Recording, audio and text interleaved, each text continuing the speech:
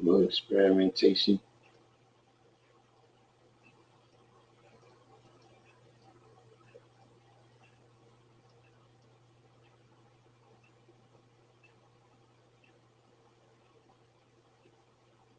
Just taking a minute out to share this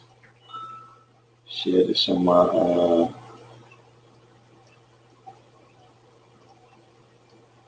my Facebook and Twitter.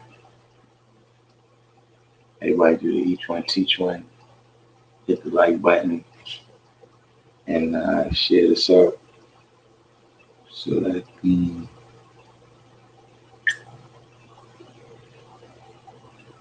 word can get out.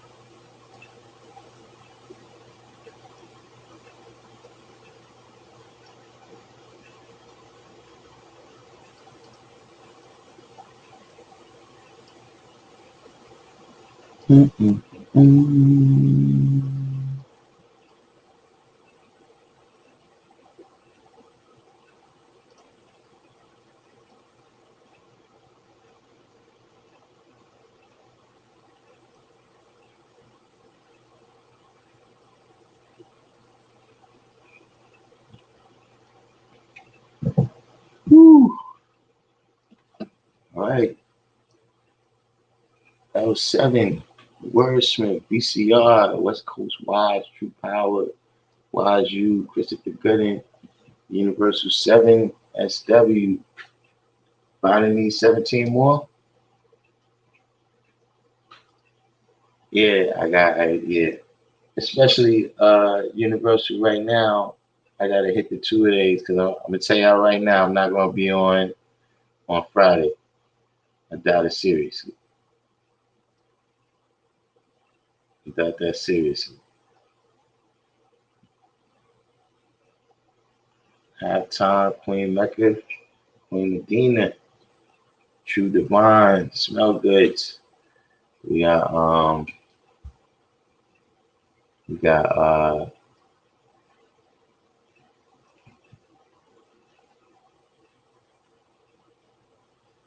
West Coast Wise said Biden needs 17. He needs 17 votes to get in. Hold on, I'm about to see if we can go. What's somebody? See, I see why you sound a big time YouTuber now. I got a thumbs down already. I ain't even say nothing. I get a thumbs down. I ain't even say nothing.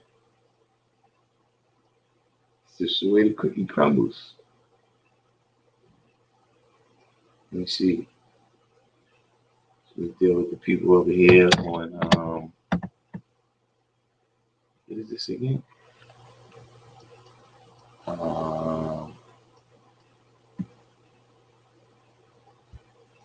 Instagram.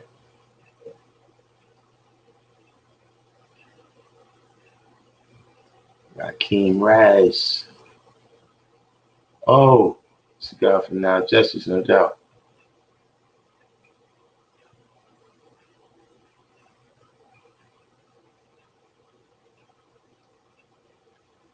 I don't know how many people tune in at once. We got Justice and Ill Photos is hitting us up. Luke Cage just came in. Justice and Ill Photos is hitting us from Instagram. I'm over here broadcasting on Instagram today. Yo, what's going on with the phones, huh? Every time I start this. Call from unavailable. Oh, man. Poppy Vega is coming at us on Instagram. You know what I'm saying? We got the What Did I Miss crew got in here pretty quick today. You know what I'm saying? It's because y'all sharing out the page. That's what it is. We got to do our own alerts. You know what I'm saying? I'm not exactly sure what it says. Grabs Ken Betty.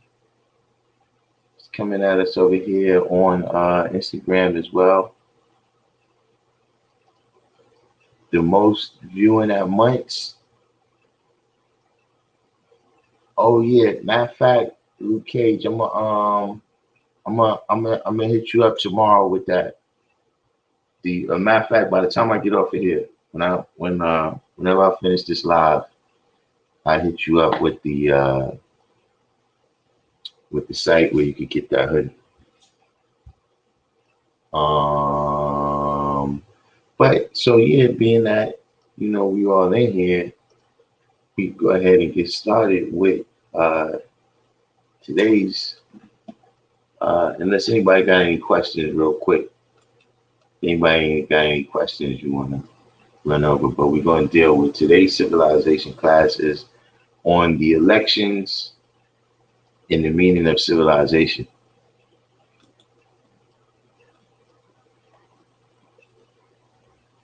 We got come in as well. We're going to pick up where we left off at. You know what I'm saying? We're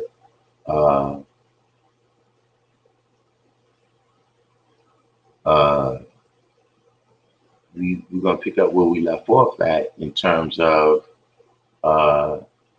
this election, you know what I'm saying, and what we can learn from it. Because see, it's nothing to gain from it. And it's nothing it's nothing to lose from it. Meaning, how low could you go? You know what I'm saying? The sky's already the limit. We already being beaten and killed in the street. See, Asia, what's going on? We already being beaten and killed in the streets. You know what I'm saying? We already being, starved out of, hunger, nakedness, and out of doors and all of this type of stuff. You know what I'm saying? All right? Got the God radar, man. You know what I'm saying? So it's really nothing to gain and nothing to lose from the election. Like, Trump has already been president. You understand what I mean? So I don't know what everybody was so scared of 4 more years for. You know what I'm saying? That nothing else wasn't going to happen that ain't already happened. You know what I'm saying? We didn't live through cats that was way more racist than him. And we survived that. We survived him. But what we can take from it, right? What's going on, the bars over here on Instagram. You know what I'm saying? What we can take from it though, right, is smell goods all over the place here on Instagram and YouTube. You know what I'm saying? What we can take from it though, man, is the lesson of how we got trapped into this corner, right, of having to choose between one devil and the other devil. How we got trapped off in this situation, man, is because we haven't gotten the jewel. We haven't brought the best part out, right, of one having civilization, right? When we say civilization is one having knowledge, wisdom, understanding, culture, refinement, not a absence in pursuit of happiness. One. But we a group of men or a society of men for one common cause. Now, of course, we could say that one is all of us together, but that's not the reality. What we see is that one having knowledge, wisdom, and understanding, cultural refinement, and not being a savage in the pursuit of happiness, right? That has uh, allowed some of us, you understand what I'm true divine crazy. That allows some of us to excel. You understand what I'm saying? In this society that we in. You understand what I'm saying? Some of you see different individuals, right? That they rise above the death, hell, and destruction that's in the community and build something for themselves. But what is the reason why we haven't, transformed that into a civilization? See, not just having civilization, but being a civilization. When I say be a civilization, I'm talking about, like the Egyptian civilization. You understand what I'm saying? Or the civilization that they built at Timbuktu. You see what I'm saying? Where people know that, okay, you go into a neighborhood or whatever, right? And there's brothers there building, and they know those individuals. I'm talking about just the people that's around, the people that's observing. They know those individuals. But see, you notice you bring somebody to the rally, they be surprised that, I mean, me myself, I'm still, when I see how far and wide the knowledge has traveled, languages and everything, the knowledge has transcended all that. But I'm saying, when we say we the maker and the owner, right? What have we made and what have we owned? So that when a person come, when they in the historians or whatever, the archaeologists, and they looking for the evidence that your civilization existed.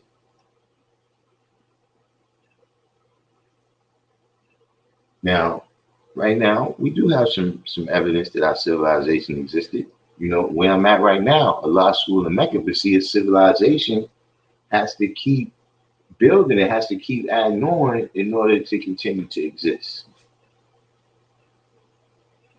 So what is the reasons, the reason or reasons why we haven't been able to transform that? We haven't been able to transform from individuals who have civilization, right, into us being a civilization.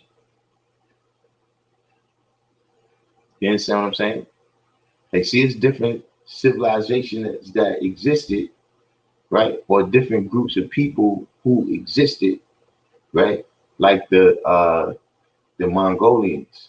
The Mongolian Empire, see, they known for destruction. They didn't really build nothing.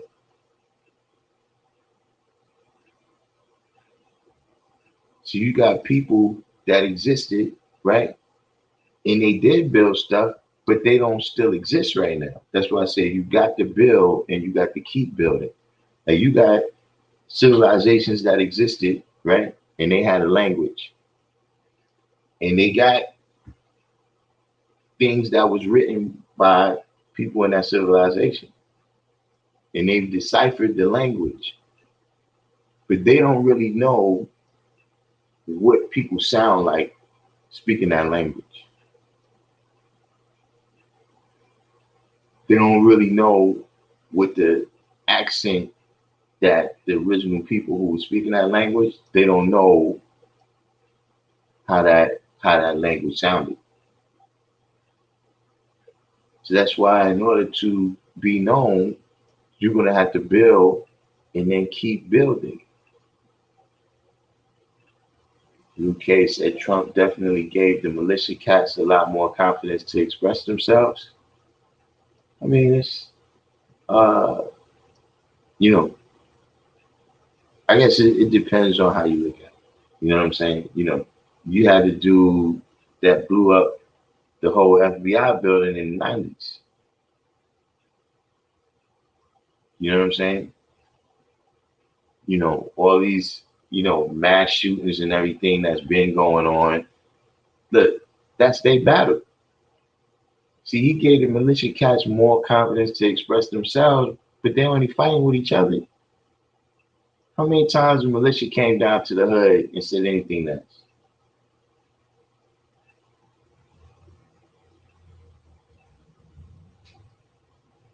They went through each other and let them do it.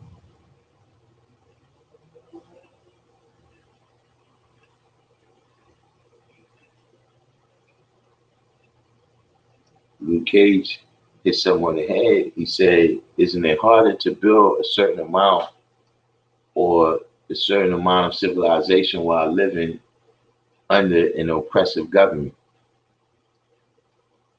Yes, it's difficult, but every civilization, uh, every civilization did that. Like every civilization sprang up from a people, right? Who, that civilization had a day one.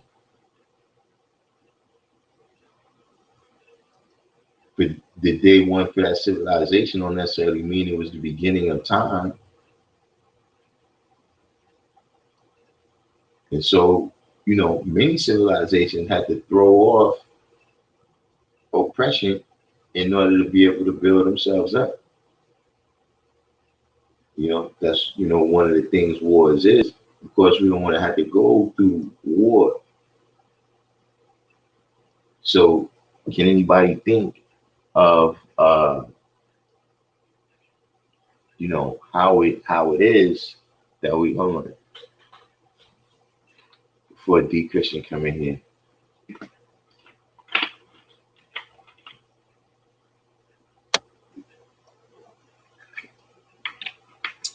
Before D Christian come in here, nobody tell D Christian to answer that.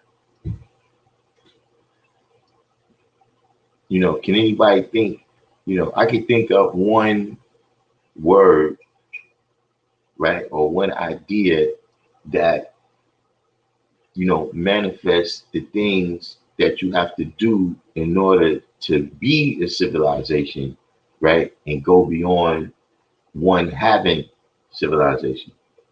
What happened? I kicked out of my own Instagram.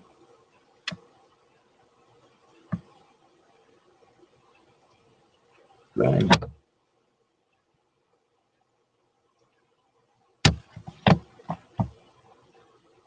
It's getting ugly.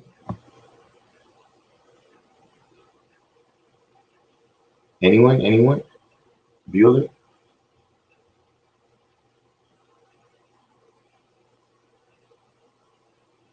Does anyone have a suggestion of what the idea is that has to be manifested?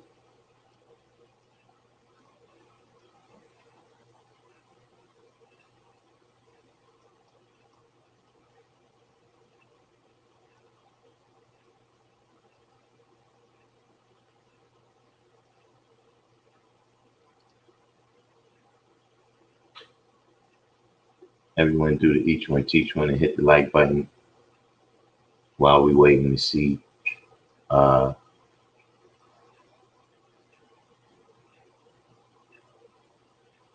Knowledge. I don't know what's going on out there in Milwaukee, Knowledge.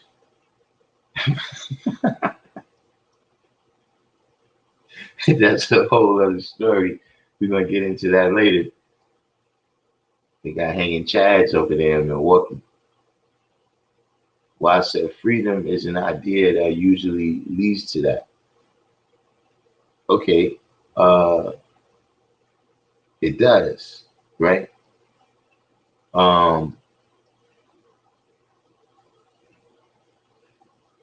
Freedom is still something that freedom is something that has to be built and maintained too. At least in society, in the social, you know what I'm saying? This is one of the things I'm saying. See, going from one having knowledge, wisdom, understanding, culture, refinement, and not being established in the pursuit of happiness, right? To be in a group of men or a society of men is, see, when you a group of men or society of men, now this is in the realm of six. See, one having these things, right? That's up here.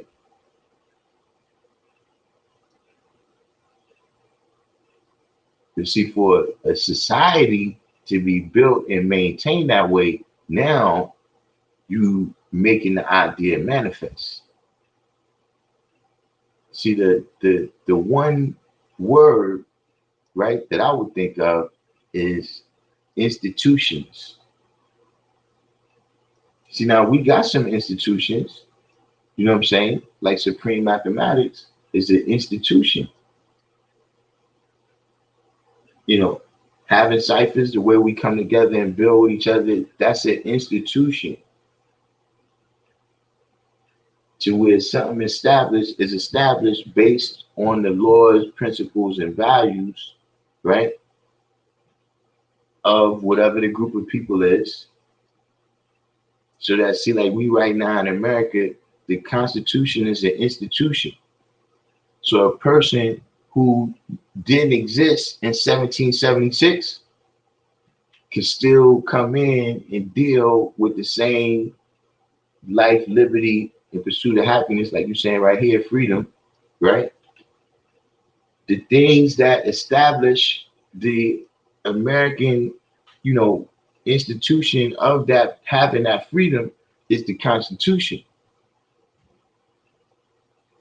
You see what I'm saying? The law school, coming to a law school, going to the rally. These is the institutions, right, that kept us here.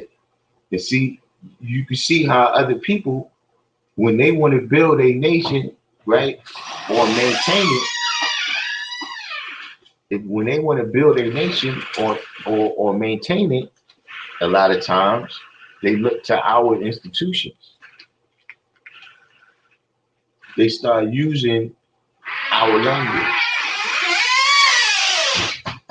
You know, now to say you want to go outside and build on the street with the babies. You know what I'm saying? Teaching the babies, that's another institution. You know what I'm saying? The principle that we do that is an institution.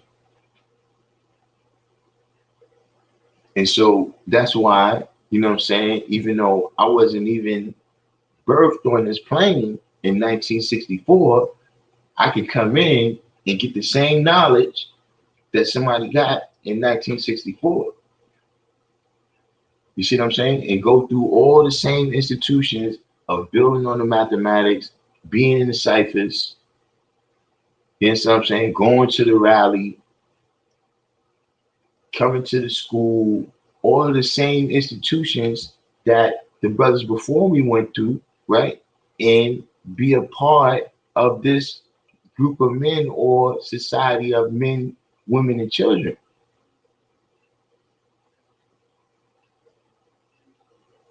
But then we got to continue to build on those institutions. That was a foundation that's laid down. Like I said, okay, in order to exist, you got to grow from those institutions, but then you got to continue to add on to those institutions because knowledge is infinite. We got to continue to add on. So, for instance, what I was saying in particular, right? When you're dealing with this election, you're dealing with the politicians that you want to be dealing with. You want to deal with people that you've educated in your system.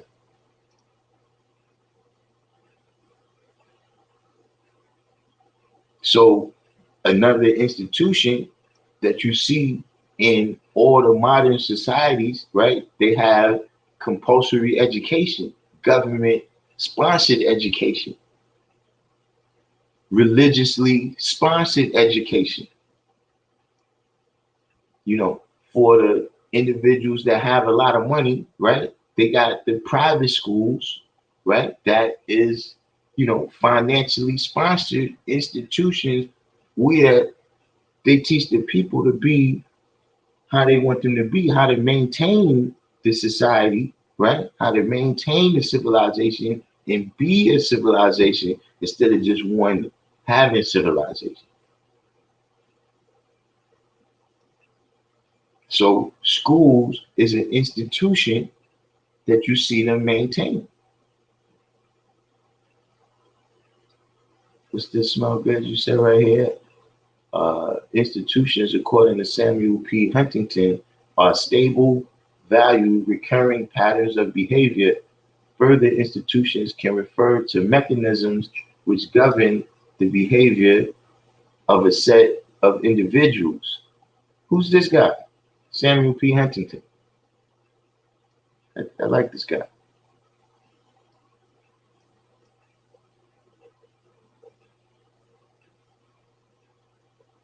Divine Truth came in. It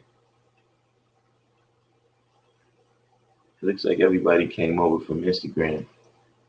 Everybody do the each one teach one and hit the like button for me. If you get a chance, share this on your other pages, your Facebook and your Twitter. So that's when the word goes out.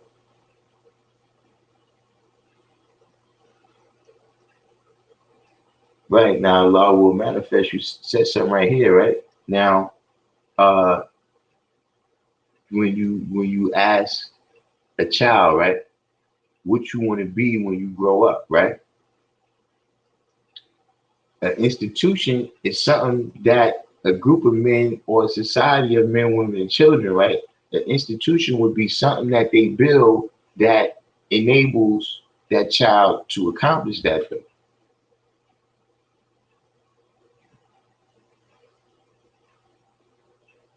So if they want to be a doctor and you got medical school, then that's an institution, right?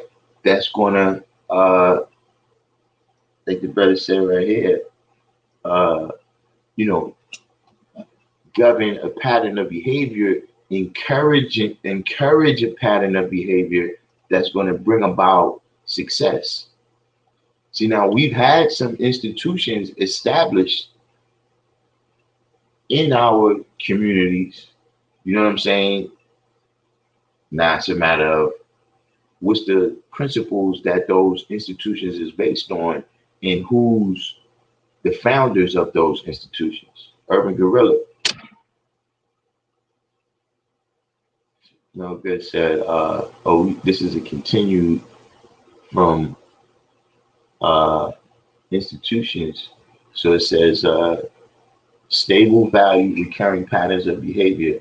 Further, institutions can refer to mechanisms which govern the behavior of a set of individuals within a given community. Moreover, institutions are identified with a social purpose, transcending individuals and intentions by mediating the rules that govern living behavior. This guy's 5%.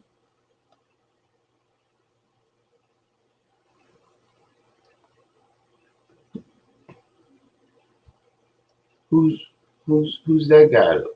Samuel. Oh, let me Google this guy real quick. Yeah, I'm Google crazy today. Most of the time, let's see who's Samuel P. Huntington.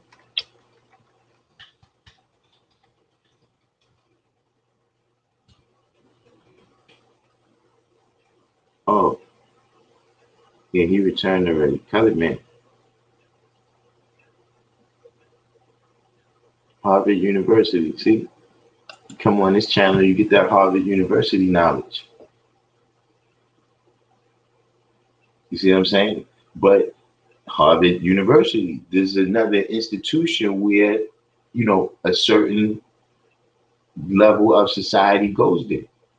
A certain level of individual goes there to be trained in these patterns of behavior that's going to govern that community. Really, from there, they govern the entire community. You know what I'm saying? That the greater society that we exist in here in America. You know what I'm saying? What other kind of institutions right? You know, can anybody think of what is, has to be one of the first institutions?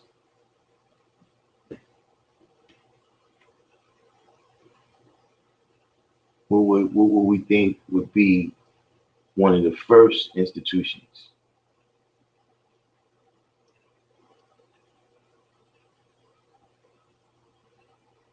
Anyone? Anyone? Bueller? El Salik, peace. We got El Salik hitting us over on Instagram. So please God alive, C Asia said church. In America, definitely. In America, in the the society that we was trained in, you know what I'm saying? Uh Complete God alive said family. Family is definitely, that would be one of the very, very, very, very first institutions. You know what I'm saying? uh, Building shelters, you know what I'm saying? The knowledge of how to build a home for yourself is definitely an institution. You know what I mean? That's one of the foundations of how we build, uh, how we build a community. You know what I'm saying? Right, build a home, see Asia. You know what I'm saying? Mr. Spock, got Mr. Spock in the building today. Yeah, what happened to see Calm Islami is ducking us, man. So he don't get served his papers. Calm Islami is ducking us because we got a new Mr. 120. Uh, but look, being able to grow your own food, farming. I'm saying, don't get me wrong, all of these institutions right here is right along with that. But these things that we name it, you know what I'm saying? If we look at it, right? Queen Medina put jail or slavery. See, now look, we can see that some of these institutions have been broken down. The family, the home, these things have been broken down in our society. And other ones have been encouraged and built up. Jail and slavery. And so you see how, man, D Christian, every time I try to hide from you, man, hey, you want to pop up. It's just about to take another sip, man. But you see how all the institutions that we named that was good, being able to farm and grow your own food, you know what I'm saying? Having stable homes, physically the actual structure of the home, the quality of the home, and in terms of the home, in terms of the family, all these is things that's been broken down. So then you see what kind of society we are. The whole, that's what I said, being a civilization. Now look, us, we walk in this society, no matter how it is, and we are individuals who have civilization, but being a civilization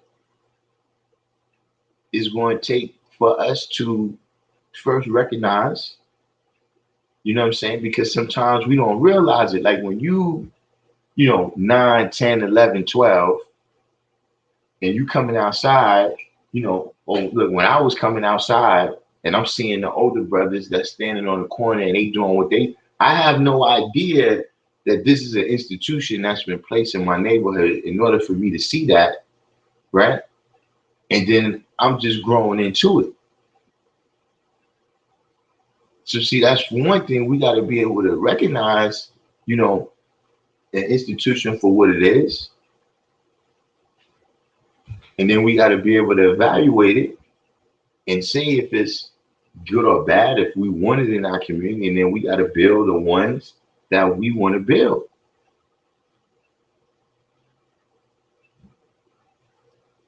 It's sponsored in the USA corporation. Definitely prison. Prison was the top agenda according to law. Uh, you know, the prisons. You know what I'm saying? Well, God Cyber Divine mentioned owning your own land. You know what I'm saying? Ownership, but we did mention two things, right? That included that. You know what I'm saying? In terms of brothers were saying building a home for yourself, right? As well as being able to grow your own food.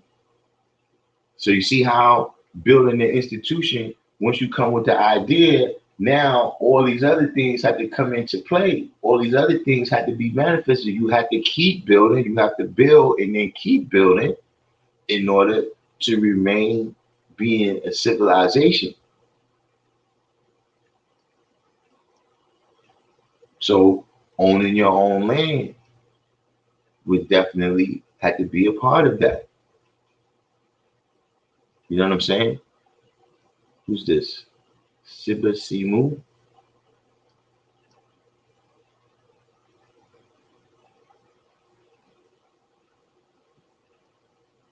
Who's this? McGee Vamu said, teaching the youth how to build businesses, right? This is this is the type of institution that we want to establish. You understand what I'm saying? You know, uh, being able to transmit financial literacy to children, right? Or actually the act of transmitting financial literacy to children, right? Yeah, that's an institution in the colored man society. You know, that's a part of the institution, just like uh Don Bishop just mentioned, right? You know, owning your own land. So see, now Don Bishop not going his business, but he owned his own home. So see, just the strength of his son growing up in that home and seeing the things that he has to do to maintain that home, you know, like when you grow up in the projects, all you need is a key. But when you own your own property and something happened with the boiler and they had to go downstairs and fix that, see, that institution is being transmitted to the children.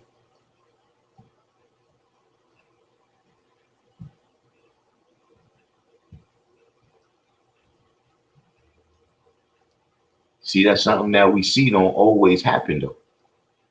Where a lot of times we see, especially in the modern time right now, right? We see a lot of people who they parents and they grandparents was homeowners, but they didn't transmit that type of financial literacy to their children.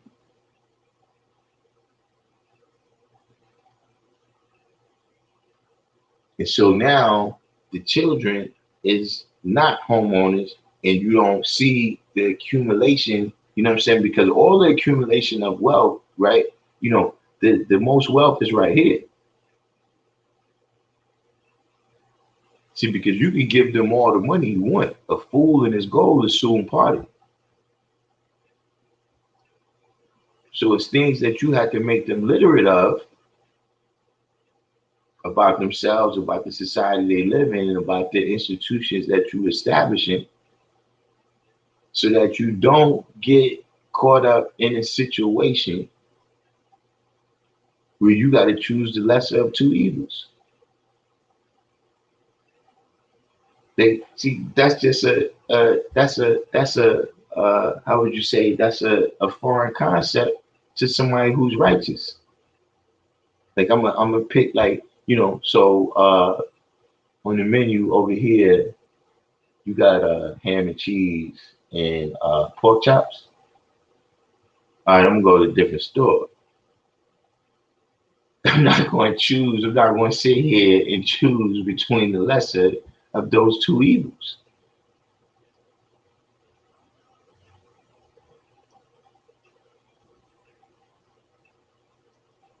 Knowledge of Allah said it's rough because black people live by that secrecy code, especially the ones coming from the South. Kids don't need to know nothing until they need to know it. It's just how it is. I hate it. I mean, you know, that's also an institution. You know what I'm saying? You know, the ways that, you know, people raise their kids, you know, like, you know, when, like I always say, you know, me, I'm from the latchkey generation where uh I didn't even know that there was really people whose parents be home all the time. Like to this day right now, I'd be like, man, listen, the last thing I would have wanted when I was a kid, man, is the way these kids grow up right now, where you don't even go no place without your parents. The only friends you got is their friends' children. They set up play dates for you. We didn't have play dates when I was like if there was a park where our parents was at, no, we went to a different park. But see, the way that institution was though, you know what I'm saying? We was a more self-sufficient kind of group because you had to learn how to take care of yourself. You had to learn how to cook. You had to learn how to, you know, sometimes you might have to go shopping or whatever it is by the time your parents get back. You know, you was a part of the establishment and the maintenance of the home, you know, and it had its positives and negatives. But I'm just saying, like, to go back and do it the other way, I don't, you know what I'm saying? Everybody do the each one teach one, hit the like button. If you just came in, you know what I'm saying? The reason you didn't get your alert is because YouTube they don't like what I have to say. I'm pretty sure. So you know, we get the word out by sharing this on your Facebook page and your Twitter and your Instagram. You know, text message, however you do it. McGee Bamu said we definitely can't be lazy. Put that extra effort to have our own. I mean, you know, all of that is a part of, you know what I'm saying, how you do things, you know, you know, how you apply yourself, how hard you apply yourself, right, to different things. That's also an institution. Now how they say, you know, little kids, you know, you can learn that song, but you can't learn your schoolwork. That's because of certain institutions of things that we value in our community. You know what I'm saying? You know, uh, a lot of things we, you know, the our condition, you know what I'm saying, has encouraged us to live certain ways.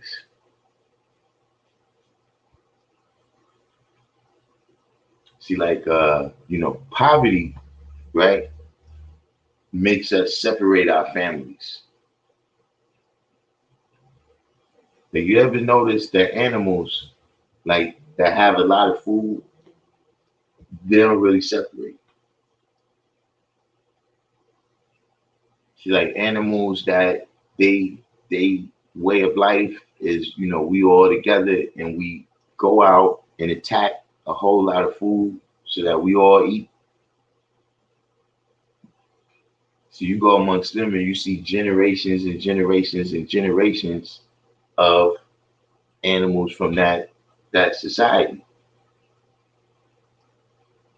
You see the animals that's lower on the food chain. See, as soon as you get a little too old, you eating a little too much, you got to go on your own.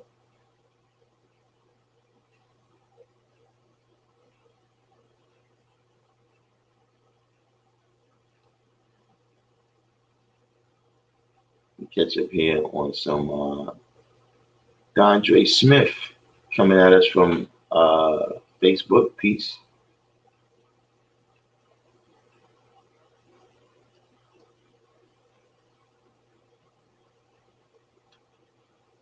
Mr. Spock said the Jewish kids are definitely on the fast lane as far as how to make money and how to keep the money in their community. I can only respect them for that. I mean, at the end of the day, yeah, they, the bar mitzvah, the bat mitzvah, you know what I'm saying? All of these things are institutions. All of the different laws that they follow in Judaism. Like if you ever deal with them, just look at the Bible. Yeah, it's the 10 Commandments, but it's thousands of laws. They govern everything from what kind of food they eat to how they gotta prepare it to what you gotta do on Saturday and what you gotta do. You understand what I'm saying? What time you gotta be in the house on Friday. If you be, I don't know how you would consider it the right neighborhood or the wrong neighborhood, and you around Jewish people. Like I don't know if this happens other places, but I know this happens in New York and New Jersey, where Jewish people, let's say something electronic is on in their house, like whatever it might be, the coffee machine might come on. They'll call you in their house. Could you turn that off? Because they not supposed to touch certain things on the Sabbath or something.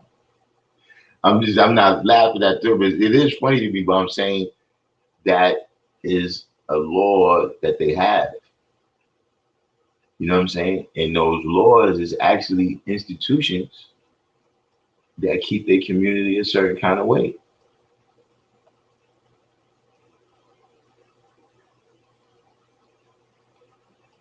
While you said community control to advance civilization and have sustaining goods and services that every community needs, from educational, economic, political, media, and health institutions. I was going to get around to that. Thank you, Wise You. You know what I'm saying? I also noticed Atif made a statement about, eating poorly is another institution. Growing up on junk food. These is institutions where you can see, I seen it myself, in, how it manifests through generations. You know what I'm saying? Like when I was growing up, I really wasn't giving junk food like that. Like I give my little quarter or whatever, I go to the store and get some junk. But I'm saying like now my little sister, she's more a part of the Pop-Tart fruit roll-up generation. That stuff, I don't even remember that stuff existing when I was a kid. I mean when I was a kid, but not when I was real little, when I was in the impressionable age. You know what I'm saying? And for me, McDonald's was something that, on the end of, if we talking about a day where for whatever reason we was out just crazy long, and she just tired and she don't feel like cooking, then we might get some McDonald's. You see, my sister, she get McDonald's like on a regular day. Like just, we ain't leave the neighborhood and she's eating McDonald's. And then I've seen how when you see her son, he pretty much live off junk food.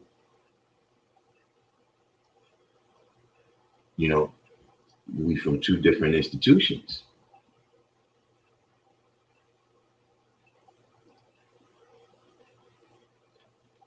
D. Christian said you got to get back to speaking in code. Biden equals black exploitation. Trump equals apprentice. Even those terms might be a little heavy for YouTube, but you're probably right. You know what I'm saying? We gotta go back to speaking in code. I don't know how I'm gonna get the code to everybody. I think we gotta pass the code out on Instagram, and then we speak it over here. Remember what we used to do before? We just have a conversation about our favorite sodas. We talk about those rare like back in the days when we used to drink RC cola. That's what it's gotta be. Trump's gotta be RC cola buying his root beer.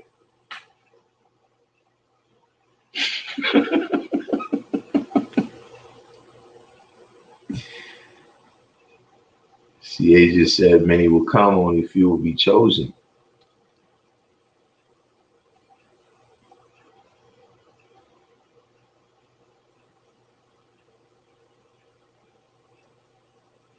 You got scientific. Said the mere fact that we are constantly bombarded with the unlike signs of confusion, you know, that's an institution.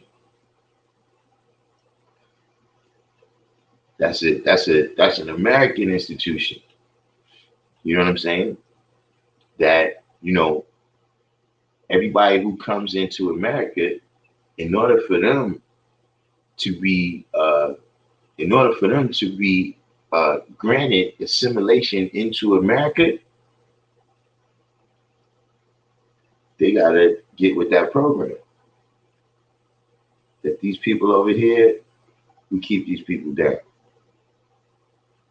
These people right here, we continue to, perpetuate a certain image of them to our young, so that they always bombarded with confusion. You know what I'm saying? Rather it's through the media, rather it's through the schools.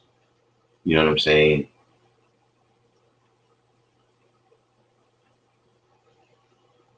Why son-in-law, 793rd,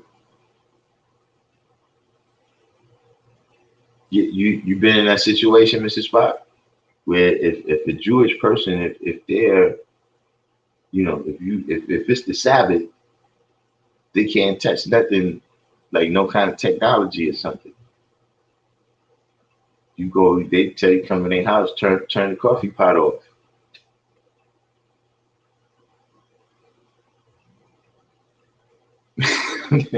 McGee Valmont said, when we lived in Brooklyn in Bed-Stuy during Passover, the Jews would give away all their electronics, TVs, etc. Scientific said those laws are our father's teaching. Our father's teaching is stolen for the perilous of switching the polarity. So you took them out the different laws that the Jews follow. Yeah. I was saying on there, in that you said that, you know what I'm saying? That's something that we have to do, right? Is, because civilization is something that adds on, it adds on, it adds on. You see what I mean? And so within the civilization, or even from civilization to civilization, we don't have to keep inventing the wheel. Because the brothers before us already invented the wheel, now we can invent the axle. And now that we got the wheel and the axle, somebody else can invent the engine. We build a house that's one story, and then the brothers after that learn how to build a house that's two stories. But you see with the pyramids, they first started out learning how to build a step pyramid, and then eventually they learn how to build a great pyramid.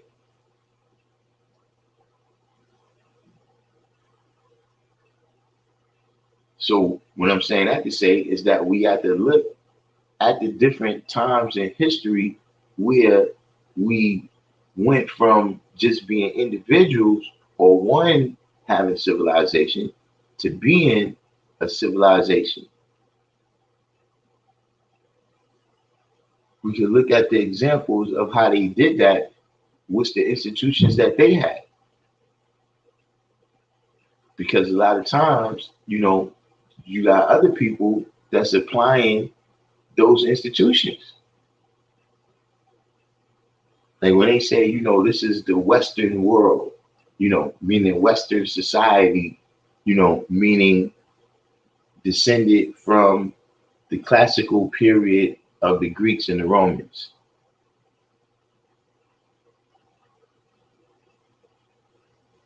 The Greeks and the Romans built their society by applying the principles and the institutions that they got from us. So you can't just be freestyling. And that's why I'm saying we got trapped in the corner, right, of having to choose between two evils, right? We got trapped in that because we didn't understand this game of politics that they playing.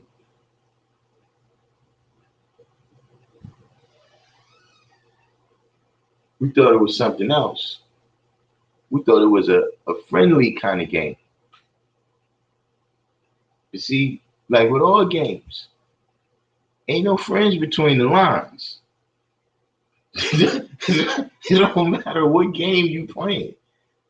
Once we cross in between the lines, ain't no friends, man. You either on this side or you not. And so we jumped in the game, right? All this time looking for somebody to be our friend, then we really got thrown off, when a lot of people thought we did have a friend in Obama in there. Or maybe it's just that, we mistook a teammate. They sent somebody on our side with our uniform on, but he really was playing for them. So right now, we're looking for, which one of them is going to be the most friendly with us. That has nothing to do. Peace. Yeah, I'm up here at the school right now doing a live. Okay, that's right. You got the class today? All right, bet. Say no more. Anyway, guys, I'm telling you when you get, all right? I'm down home in Medina. Anyway, this time we get the chance, all right? All right, peace. Peace.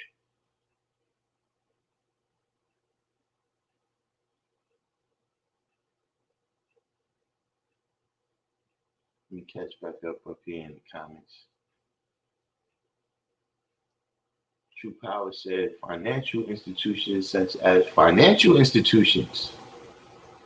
This is an institution we don't have. This is an institution that's what I'm saying. If you start looking, like a minute ago, we started speaking of the different institutions, rather it's church, rather it's school, different things, and we seeing how some is developed in our community and some is not developed in our community, and then we can see that reflected in the type of society that we are, and what we accomplish and don't accomplish. You know what I'm saying? And how we get trapped in this situation of having to choose between two evils because we didn't produce the choice we got to make.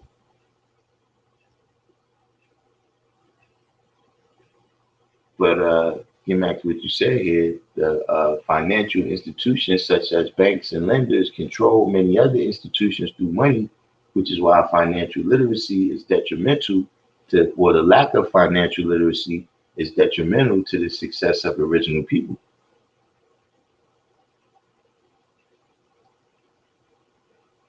Because it's not knowing those things, that institution is groups of people putting a currency together, right?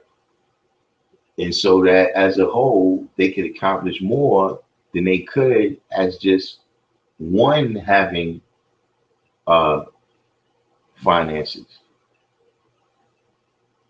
They do it as a community of people.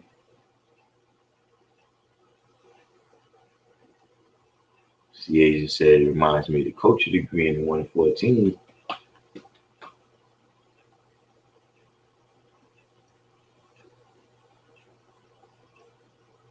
In the 40s and 50s, the old earth got paid in coins with her sister over by Mars Avenue. Whew.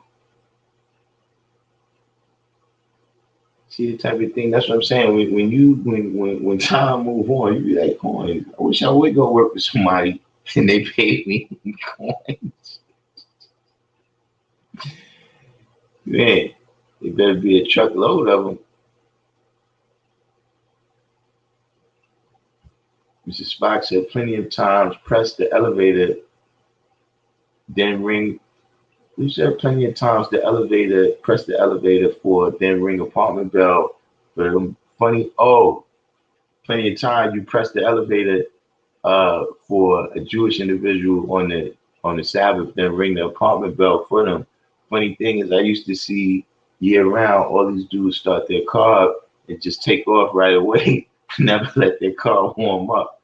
Hey man, well yeah, that's another thing. They crash a lot too. I'm not sure why.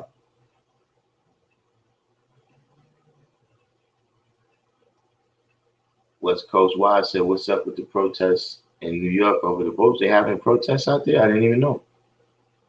But I told y'all the streets was going to be filled because the institutions and the fabric of the mainstream society is breaking down, and so no matter what, uh, they've it hasn't been 600 years. You know what I'm saying? It's been what 230 years, 225 years. Well, actually, no, it's been 70 years. It's almost 250 years, 237 years. You know what I'm saying? Uh, but after following this process, right, of dealing with the Democrats and the Republicans, the left and the right, the conservatives and the liberals, you understand what I'm saying? They've broken their society down by separating the black from the brown constantly, right? And having them fighting and killing one another. Because that's the law they was created on. They know that that's the law that's going to help them to exist. But at the same time, we know that wisdom, knowledge is not infinite.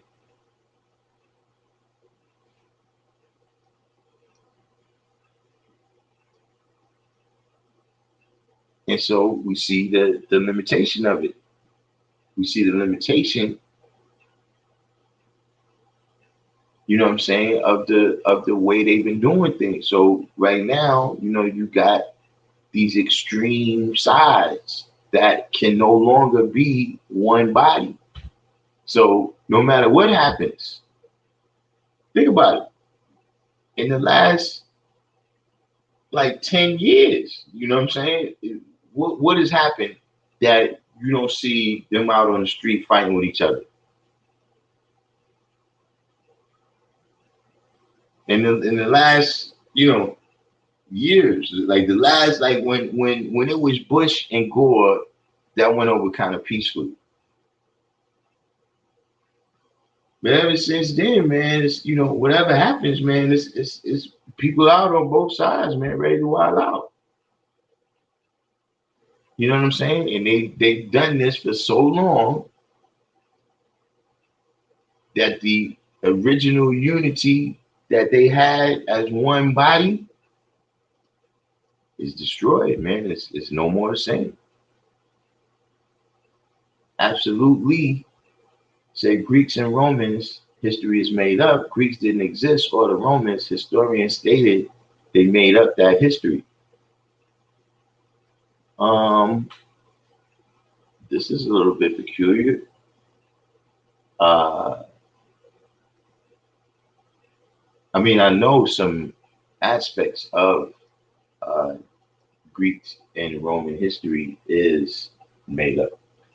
The Romans claim that the empire was founded by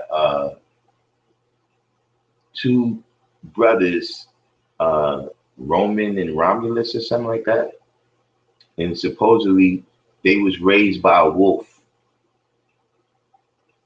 And so, we know that either this is something that you got to look deeper into the meaning of what that means. But we know that this is probably not, actual factual. You know what I'm saying? Is this Alfonso Brown, the original Mythbuster? You know what I'm saying? Romulus and Remus. That's thank you, D Christian. You know what I'm saying? And we know that many of the people, there is no evidence that they existed. There's no real evidence that Socrates and Plato, Herodotus, there's really no evidence that these people existed. The the Iliad and the Odyssey, there's no real uh, uh, there's no evidence that they existed. But could you clarify what you mean when you say that the history was made up? It's a Carver Federal Bank in New York. I'm not familiar. I mean, I've seen Carver Federal Bank, but what's the science behind Carver Federal Bank? Is that for original people? So what is that? I never. I told you I was getting ready to put $100. I'm about to put $100 in Killer Mike Bank. See what he do. Because he's trying to build an institution. You know what I'm saying?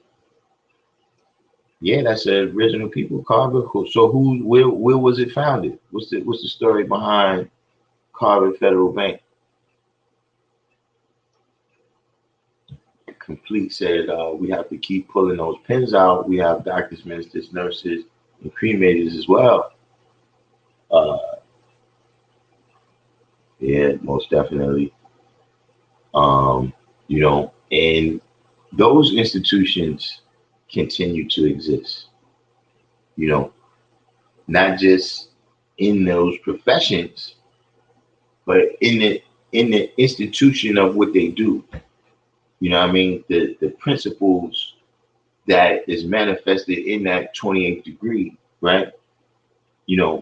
When we see right now, look, you got all kinds of doctors.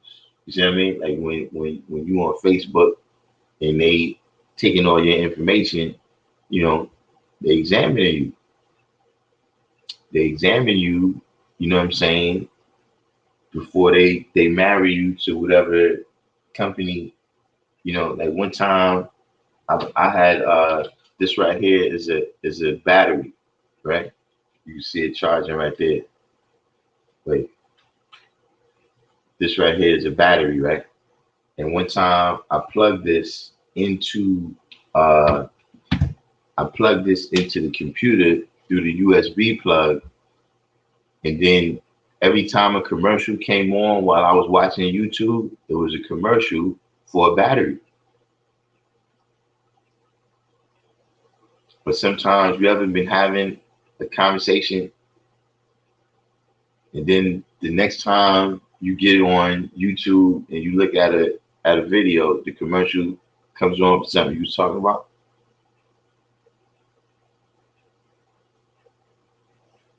That's what I'm saying. Even in this internet world, at these institutions continuing, we got nurses on here sticking pins in your head, giving you all kinds of propaganda.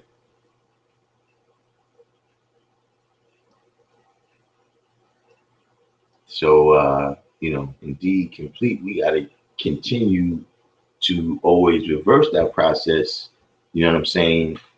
Which is why, our directive is to unite the seeds. You understand what I mean? And not deal with separation.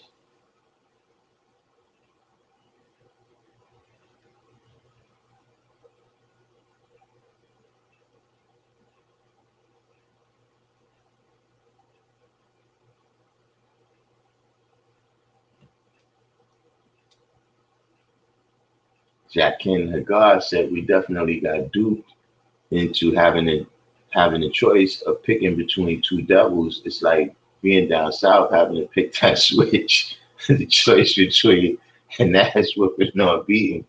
But that's yeah, that is one of those choices. Because when I was down south, you know, because I don't know if I'm from New York. I was born in New York. You know what I'm saying? Don't get me wrong. In those days, you had to go down south. You know what I'm saying? That was just that was something that was going to happen. You going down there. So I remember the first time. I don't know if anybody else did this. The first time they sent me to get a switch, I come back with like a leaf.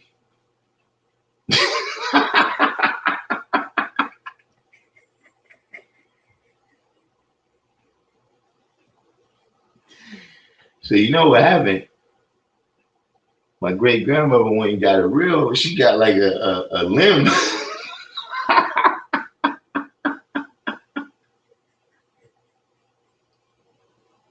She put like a whole branch on the tree.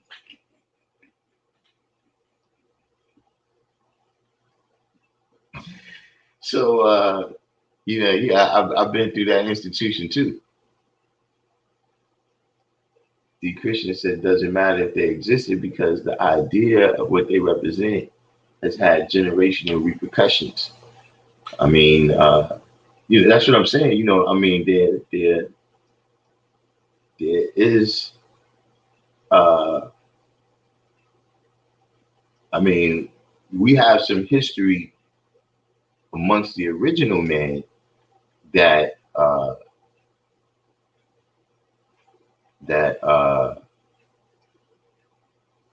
says they existed.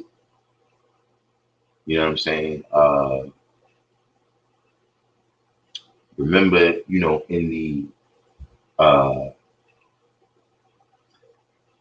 conquest period of Islam, you know what I'm saying? When they took over Northern Africa, they took it over from the Roman Empire. So in terms of how great and glorious they say it is, in some of the way it's portrayed, like when the Romans is portrayed as great builders, as if that had something to do with Romans, it really didn't. See, when they went someplace and they conquered someplace, then they got the greatest minds from that place. But you can't really build because their form of mathematics is inadequate for you to do calculations. You know what I'm saying? Like I'm saying, if you trying to do multiplication in order to build something as big as a pyramid, I'm saying. You know what I'm saying? You got to deal with huge numbers. So, in Roman numerals, you got L, V, M, X, X, X. How you going to multiply that by, C, M, M, L, X, X, X, I. They don't have no zero. How you going to carry a one? So see, their mathematics was too limited, for you to really think that they did all this grand building on their own. So that aspect of it. But I mean, what say you on the topic?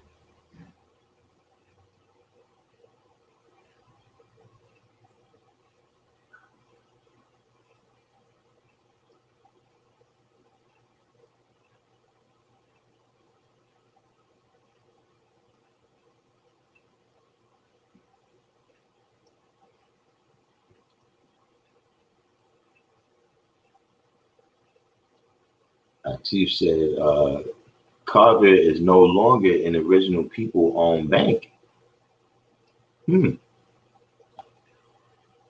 CA just said that's deep. I was just building about that. I was just building on that institution from 11/4/2012. Hmm.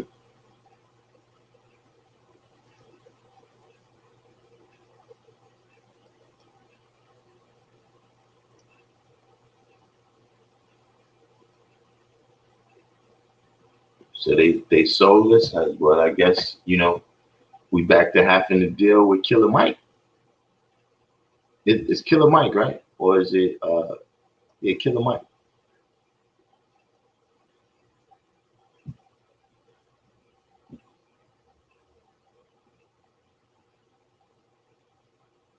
Born born a Mazda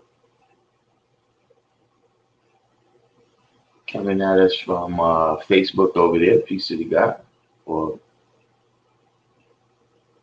you got what is the deal, my brother?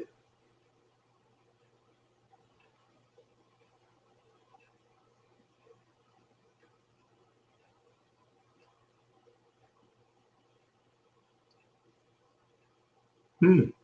So our chief said that Carver Federal Bank was sold to Goldman Sachs in the 90s, and they stole the stock of the original people, like his grandmother. So your grandmother was one of the investors in this bank. What's the history of this bank? What's the name of that bank that was in Harlem? The Percy Sutton and David Dickinson.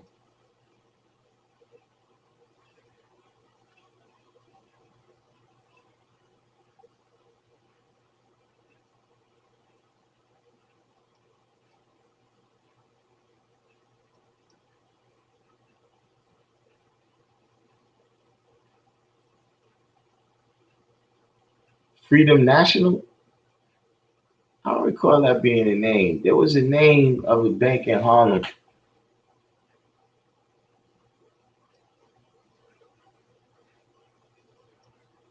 Freedom National. I don't recall that being a name.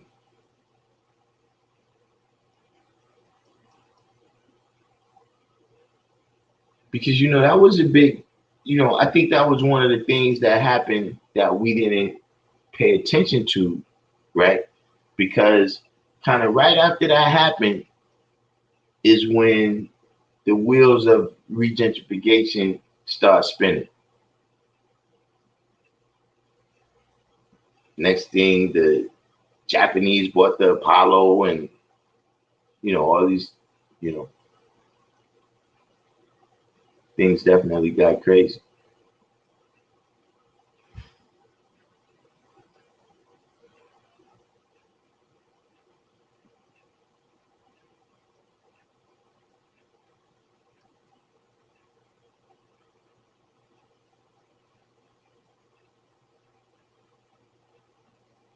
Freedom was on 125th Street next to the movie theater, which is now where Santander is. All right, I know exactly what you're talking about.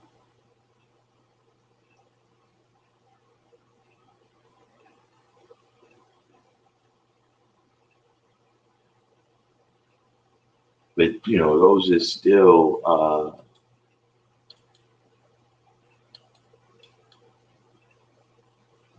those are the things that I'm saying.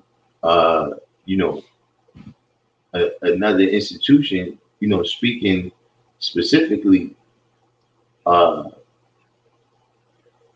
about the election in this situation that, we trapped off in a situation where we got to choose between these two evils, right? Is an institution to groom our own political candidates. See, like apparently the Skull and Bones, the Skull and Bones fraternity, right, is an institution to groom political leaders. Like, what else can you say? When you got two people, right? We they running against each other for president of the United States, and they both were part of this same organization.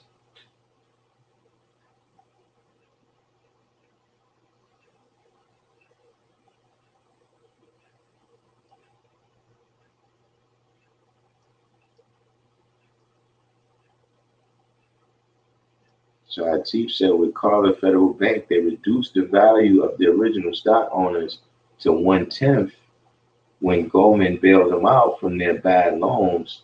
Theft in actuality, they never gave the loans. See,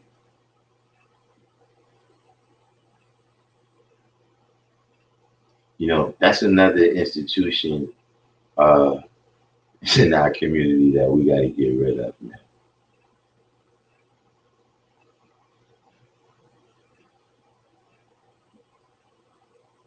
Yeah, corporate corruption is normal. You know what I'm saying? But you ever saw there's a video that's on YouTube and they talk about something called externalities. You know, externalities is things that is costs basically that you don't write them in black or red ink. And so they never show up on the bottom line of the company. So they don't care about it then. It's somebody else's problem because a corporation is just there to make money. So if they go to your country, right, and it's one of the things they do in order to create externalities. If they go to another country and they build a plant, let's say whatever they produce in that plant, they build a plant over there. And then let's say this plant is polluting the water. But as part of the agreement for them to bring these jobs and, it's not really going to be no great jobs, but I'm just saying that when they cutting the deal, they saying, look, we're going to bring in all these jobs and all this economic activity. In order to do that, though, we have to be exempt from being sued. We exempt to any lawsuits. And so now we pollute your water, we pollute your air, you know what I'm saying? And it's, that's not our problem. Whatever other cause, even, to some degree, right? And I'm not saying that I would prefer to go back to enslavement, but I'm saying that one thing that happened in the corporations wanted to externalize this the maintenance of the slaves. Like I'm not you're not gonna live in no shack in the back of my property. Here's your little bit of change. Go somewhere and you on your own. How you eat, whatever you on your own. Just show up back here at 8 o'clock, ready to work.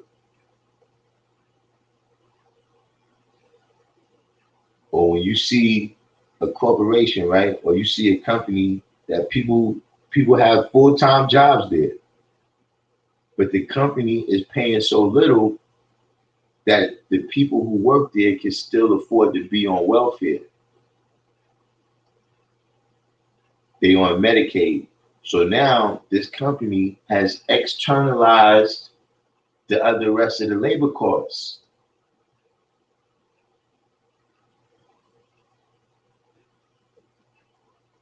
So I just said all that to say that we got to stop inflicting what's supposed to be externalities on other people, right, on ourselves.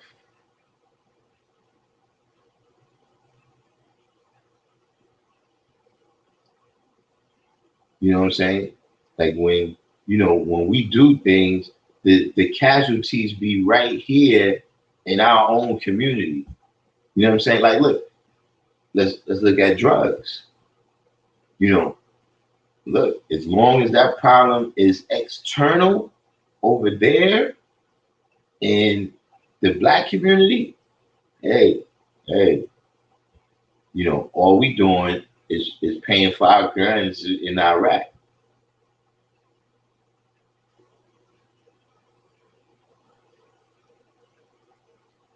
But our aspect of it, you know what I'm saying? The cause was right around us. You know, some brothers, you know what I'm saying? You know, they exacted the course in their own homes.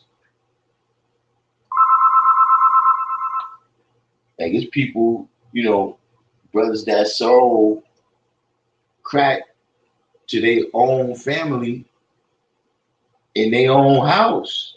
They parents they sold crack to. You understand what I'm saying?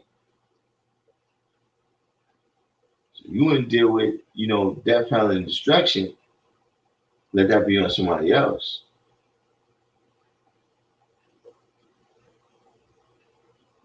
You know, but that's something. You know, I can't recall who it was that was speaking, but he said that every single instance of original people trying to fight for freedom, justice, and equality, there was a rat. There was somebody that went to tell Master in every instance.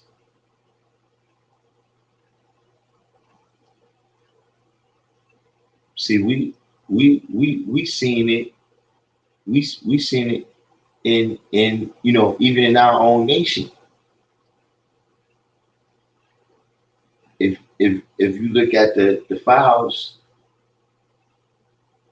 you know, if you see the FBI files, you know, you see that, you know, even you know, we've experienced that.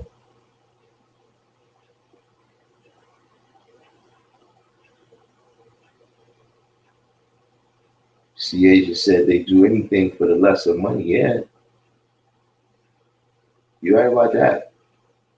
You know, but not understanding the true value of it.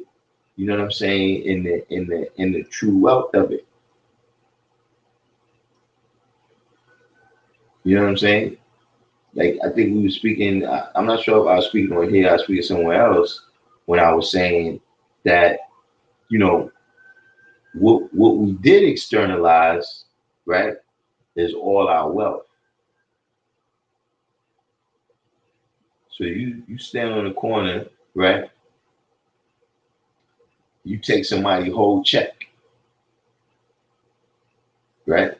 You sell them drugs. You take their whole check, and then what you do with that money? You go spend it down at the Chinese people in the jewelry store. You go spend it with the Nike and Foot Locker corporation, so you can have Jordans. You go spend it with the Mercedes Benz corporation. So you externalized all that wealth. Not saying that's the only thing that was done with it, but clearly a considerable amount. That's what was done with it.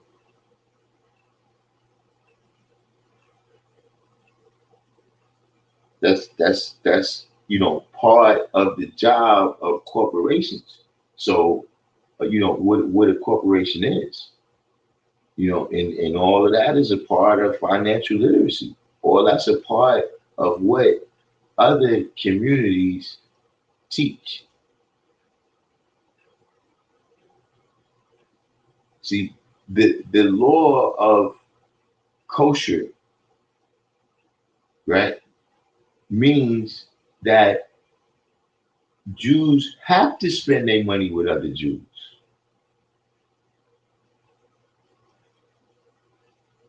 Because in order for it to be kosher, it's got to come through the rabbi.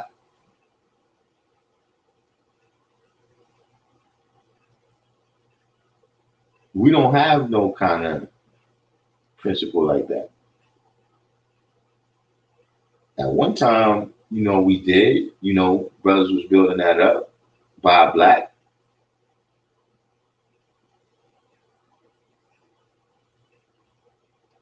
Right, West Coast Wise. I saw that documentary too, where at the end of the documentary, they literally had the mayor of Miami, the politicians of South Florida was saying that Miami was built with drug money in the 80s.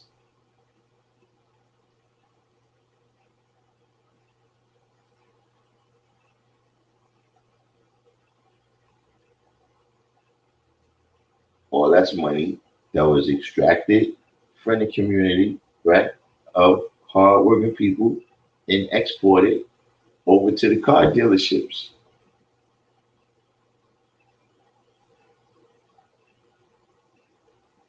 You know, if anything, that's really more of our law. You know what I'm saying? That look, if you get a piece of change, go find some white people to spend it with.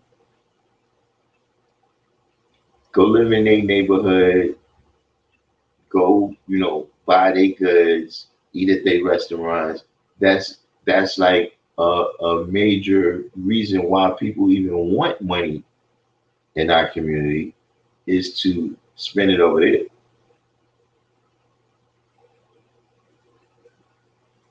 So that's, yet another institution that we got to look out for because, you know, not having financial literacy, not understanding that also leaves us in these situations where you got to choose between evils.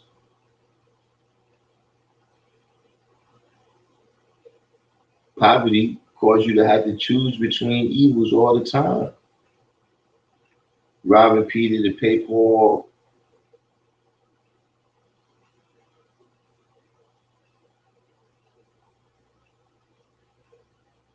Absolutely. Said black and Negro or Negro. What's Negro? Black and Negro are also albino description words. Being too dark is albinoism as well. Almighty God, Allah said it's self alienation. What do you mean by that? That's the first time I heard that. Where you from? Absolutely.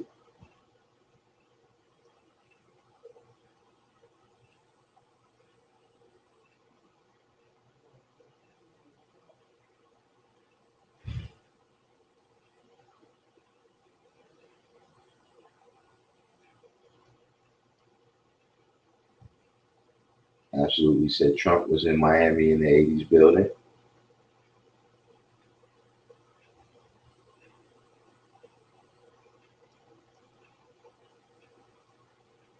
Yeah, and I was born. We started pretty quick today. The alerts didn't go out, but we've discovered that if everybody do the each one teach one, hit the like button and share these videos on your other pages, your Facebook, your Instagram, your Twitter, et cetera, the text messages, whatever, then uh, somehow we get more people able to tune in. But where you from? Absolutely.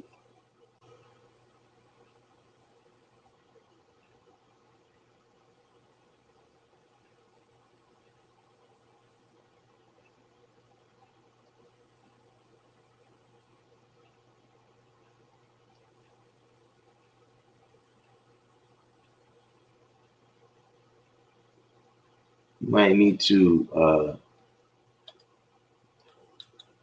this link right here. Absolutely, this is the first time you came on the page that I noticed. You know what I'm saying? Welcome to the page. If you're new to the channel, subscribe.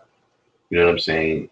Um, but absolutely, this link right here that I put right there is that's the you click on that link and you're able to come on.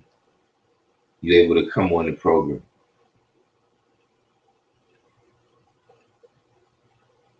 Absolutely said how you think China got rich. Our business left in the 70s to help China's economy.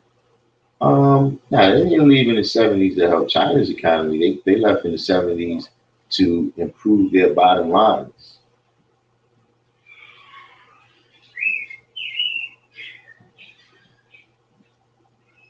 Like that's something uh,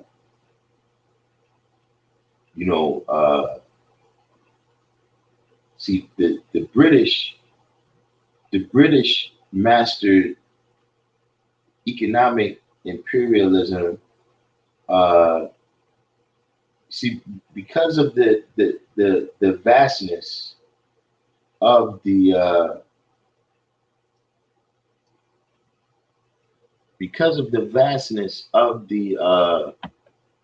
British Empire, right? And England being a small country, right? They had to have other means of controlling the people. So that's why even when you hear people saying, "Yo, if we make all this coalition of people and we out," man, listen, they know how to deal with that. They just all us huddling up together. That ain't gonna do it without no determined idea. And one thing they did was, if you notice, wherever you see the British have empires, right? They got ports on the coast that they built up. Because remember, the British is, I think to this day, they still own the seas. America owns the air. You know what I'm saying? But when the sun never set on the British Empire in those days, what they did is they would develop the coastal city, right?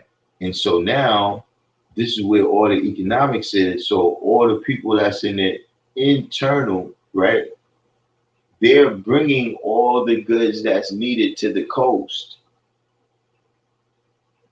and they never allow that internal part to develop. You know what I'm saying? And we got absolutely right here and West Coast Wise. Okay. Peace. How's Absolutely. it going, my guy?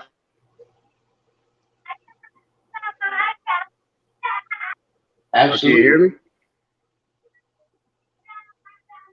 But I can't hear you. you can hear me? Can you hear me now? Yeah, I can hear you just fine. I was just making sure you can hear me. I think I got a delay.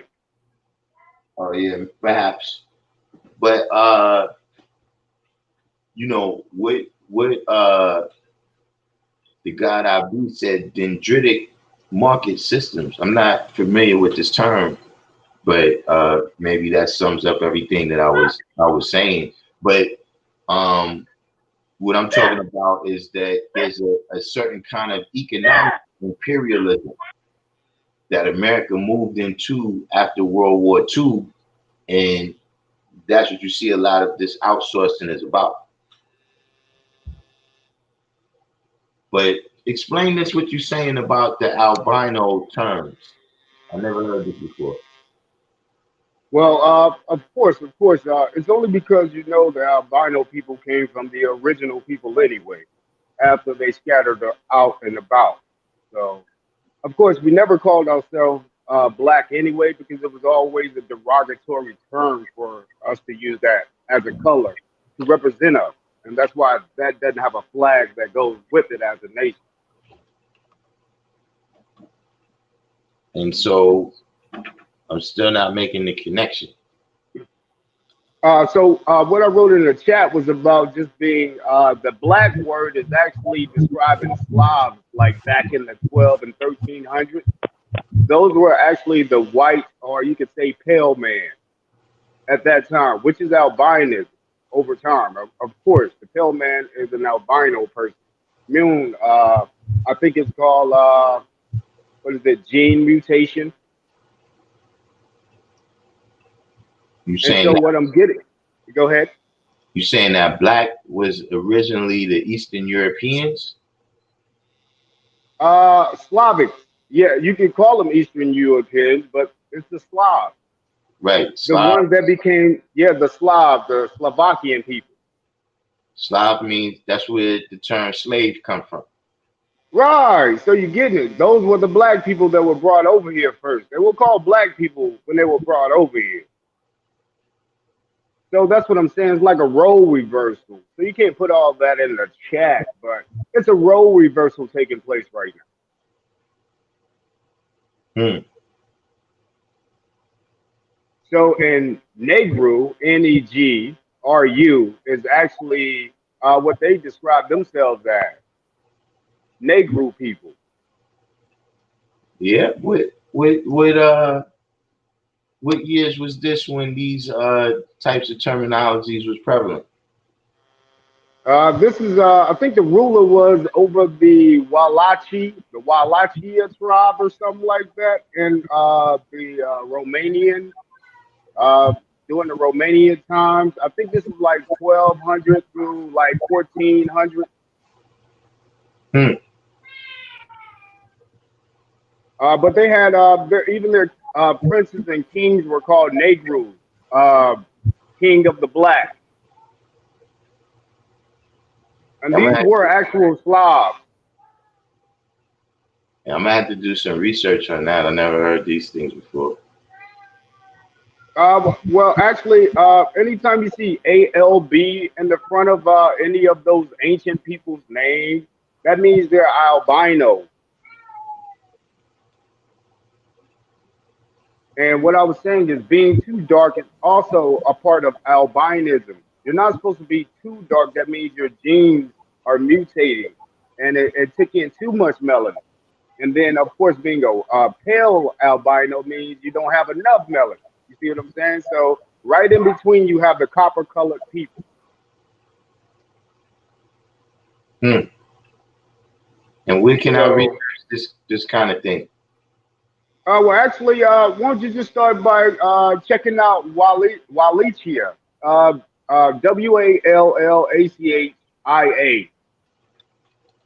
You said WAL what? Wallachia.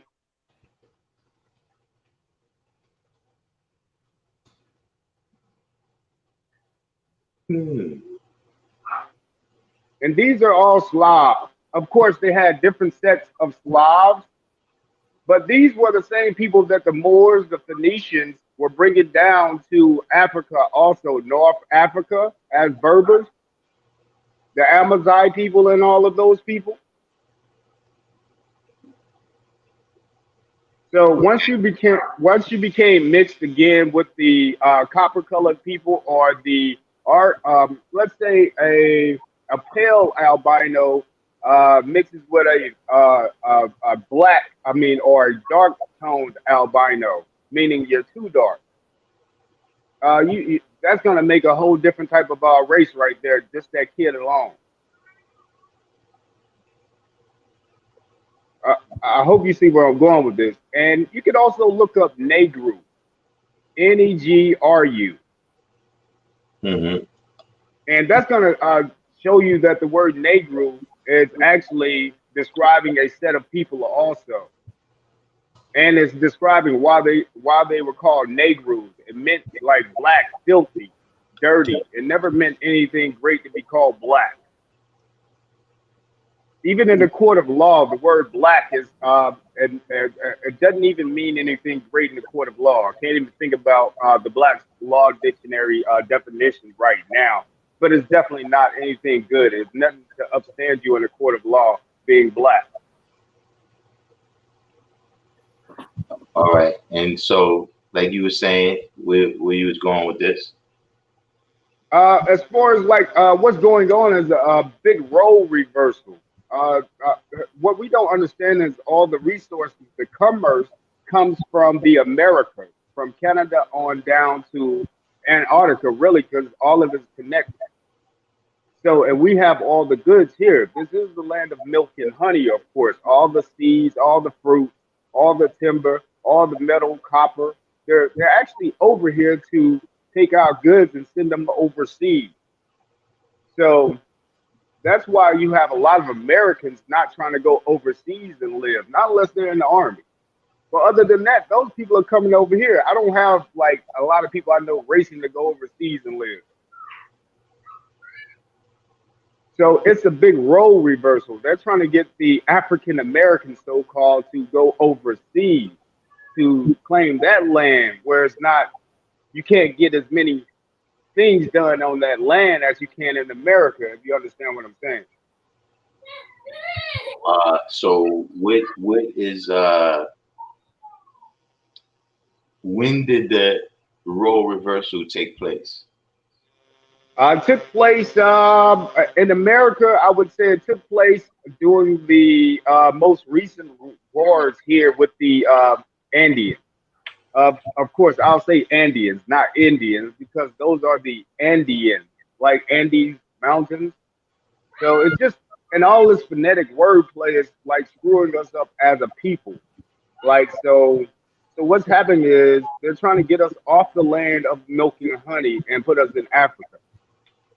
Sorry to go back to the Africa word, only because Jesse Jackson gave us that name in 1985 or something, right? Yeah, something like that. So we're really not African American, just according to Jesse Jackson, who wants to place us in Africa, right? Mm-hmm. So that right there is all dealing with commerce. The more people that are natural to this land, Americas, from, like I said, from Canada on down, Right. South America as well too. We have all the gold here, all the great trees that you cut down, make boats with, houses that you need overseas. So your subject is just a great subject and a segue into stating that during the first world wars here, civil wars, that's when the name change and role reversal took place in the Americas first, where the pale man who was called black when they got here became a nation after they fought for their freedom. They were the ones fighting for their freedom. Because you got to remember the conquistadors were also of darker tone people, right? The conquistadors, you said? Yeah, like Christopher Columbus is a black guy. Well, I was not black, white, and since we're talking about that, but a brown skinned guy. Mm-hmm. And so, what is the reason for imperialism?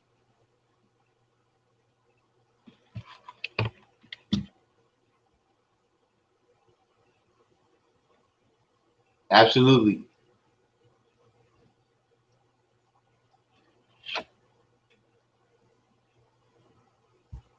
You there? Yes, can you hear me now? Yeah. Okay, sorry about that. Yeah, when we And you deal said, the type of economic imperialism, right, uh, yes, that America engages in, what is the reason for that? America is not actually engaging in it. This is a group. These are clans that are grouped together to make it seem like it's a lot of them. The only way it's a lot of these guys, it's like a charade they're pulling over our eyes. They're saying that it's a lot of them ruling the world, but it's not. What they have is us as their army, allowing them to do what they will with a small amount of people. Right, and what is it that they're doing? They're sucking the land dry, basically, to send it overseas so they won't be in a famine. So in the biblical use, there was a famine in the Bible, correct? Right. Okay, so the famine was overseas in Africa. Afro-Eurasia is what I'll call it, since that's all one continent. Since it's only two continents, the Americas and Afro-Eurasia, right? Well, I suppose that's in how a continent is not, there is no solid definition for continent. All of the different continents kind of fit different characteristics. You know what I mean? Well, Europe, by most definitions, is not a continent. absolutely. I can understand what you mean in terms of Eurasia, uh, but this is Isn't Africa connected to Asia? yes, but Okay, Asia is also connected to Europe. they're on separate plates. They are on separate plates, but the landmass connects, right? Right. right? So the place don't matter if the landmass on top is actually connected. That's Well, like I one. said, it depends on which definition of continent you're going by.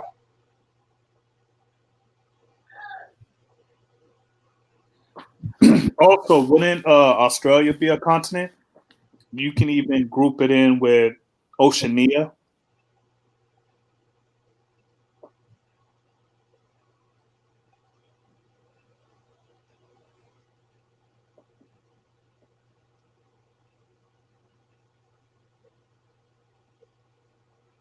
Absolutely.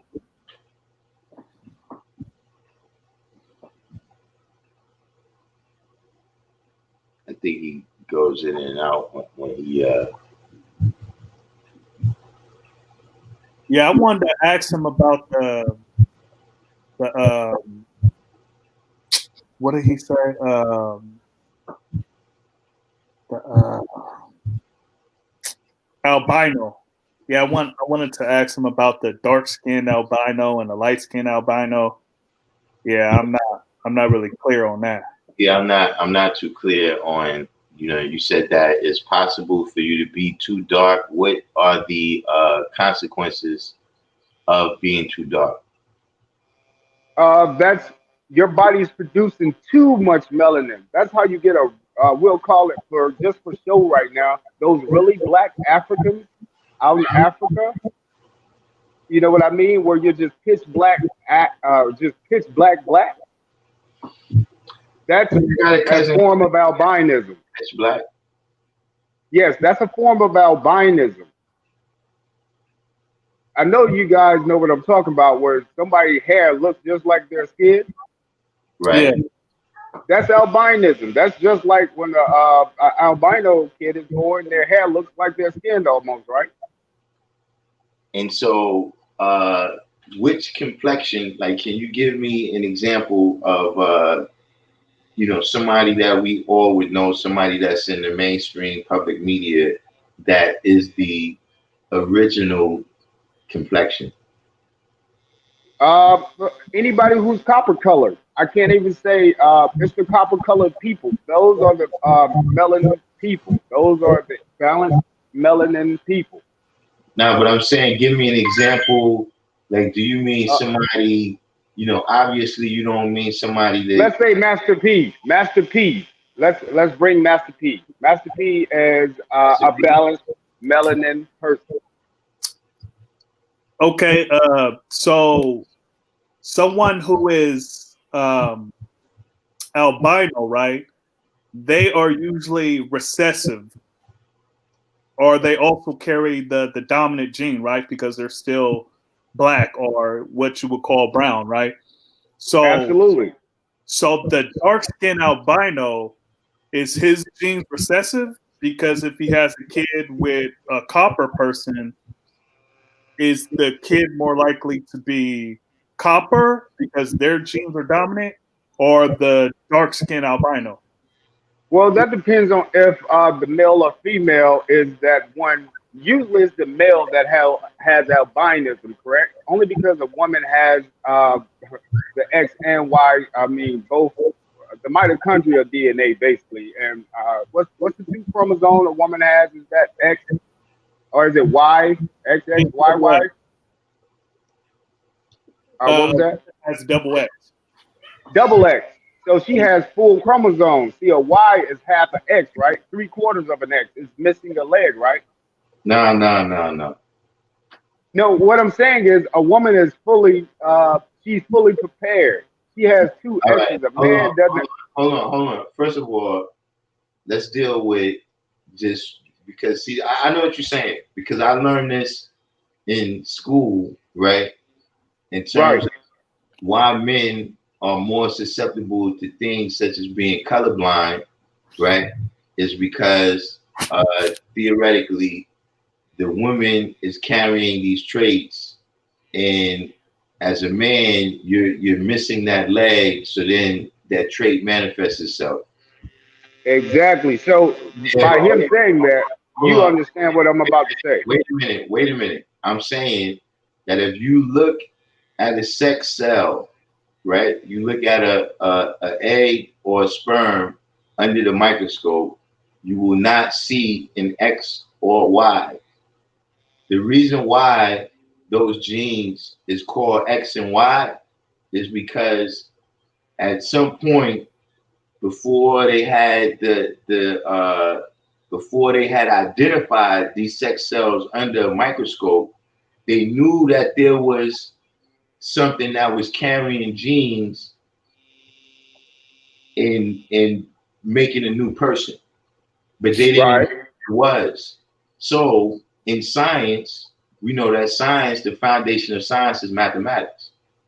So Yes. X means unknown. So whatever they was looking for, they knew it was X, right? They called it X because they knew it existed, but it was still unknown things about it. Now, the sizes, just dealing with the sizes, right? An egg cell, an egg, right, as a cell is much, much larger than a sperm as a cell. Indeed. And so they identified the egg first and they called it X. But then they knew that, okay, this is not all that we're looking for. But being that they already called one X, then they just said, okay, the next thing is Y. But there is no real X and Y gene like that. That's just the way we classify it in order for us to be able to analyze what's going on. Okay, got you. But the man is missing something that the woman has, right? At the end of that conversation, we can still no. No, no, You don't no, think no, so? no. The man has the X and the Y. Yeah, the woman is missing something. Yeah, but the woman has the X and the Y too, because remember that Y is just a broken leg. He doesn't have the full format. You see what I'm saying? Whoa, whoa, The whoa, blueprint is the two X's. whoa, whoa, whoa, whoa, whoa, whoa, whoa. So where is this, like, where is the missing thing? Like what is the missing thing? For one thing, if we're dealing now with just talking about the chromosome X and Y and or XX, what's missing? What happens is that a man can't make a baby. A man can't do a lot of things that a woman can do. Is what I'm saying. A woman So, can make a baby?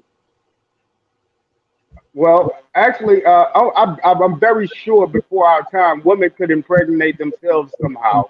I'm very sure without a man's help. I'm very sure in ancient time, a woman could probably impregnate herself. Seriously. I'm Okay, very sure that's why they're getting period. So absolutely, I have a wait. question for you. If they could have done this, at some particular time, are you saying that a woman, just during this time, maybe one woman out of the 3.5 billion of them, one of them can have a baby now without any man's assistance? I'm very sure. I'm very sure of that. I'm positive. It has to be. There's no way because a man never made a woman ever in his life from his womb, is what I'm saying. And I'm very sure a woman had to be on earth first to even get a man on this earth because he had to come from her womb. So that's another reason why I'm stating that women at one point in time had to make life start itself. Okay, so now that we've gotten, hold on, now that we've gotten into this, what came first, the chicken or the egg, right? Right. Where did the egg come from? Now, that's a good question. I'm just going off what I can see and not have a theory behind it because I'm very sure. I can't tell you where the egg came from, but I can tell you that only women can make people Well, breathe. And now you feel what I'm saying?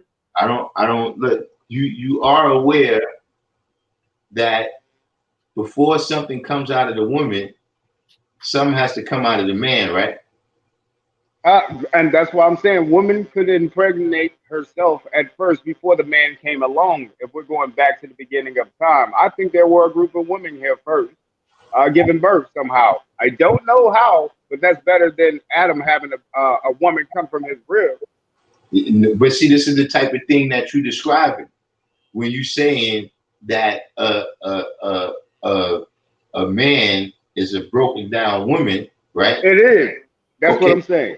So listen, the same way you're saying, if woman came from man's rib, right? Physically, if that happened, then we should have an odd number of ribs on one side. But I'm never saying that a woman came from a man's rib. What I'm saying is, No. I'm just saying that if a rib was taken out of man physically to make a woman, on one side, we should have less ribs than on the other side. oh, you're right. I like the way you put that. Okay, so now what I'm saying is, what is missing from man that's on woman? What's missing from man that's on woman? Yeah, if we was taken out of woman, right, then it should be some part of woman that you could say, okay, see, that's why it's missing.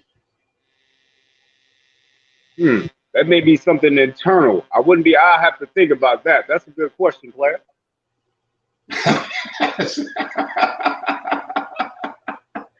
I like that. Let's go back to this albinism, right? Now, how does this relate to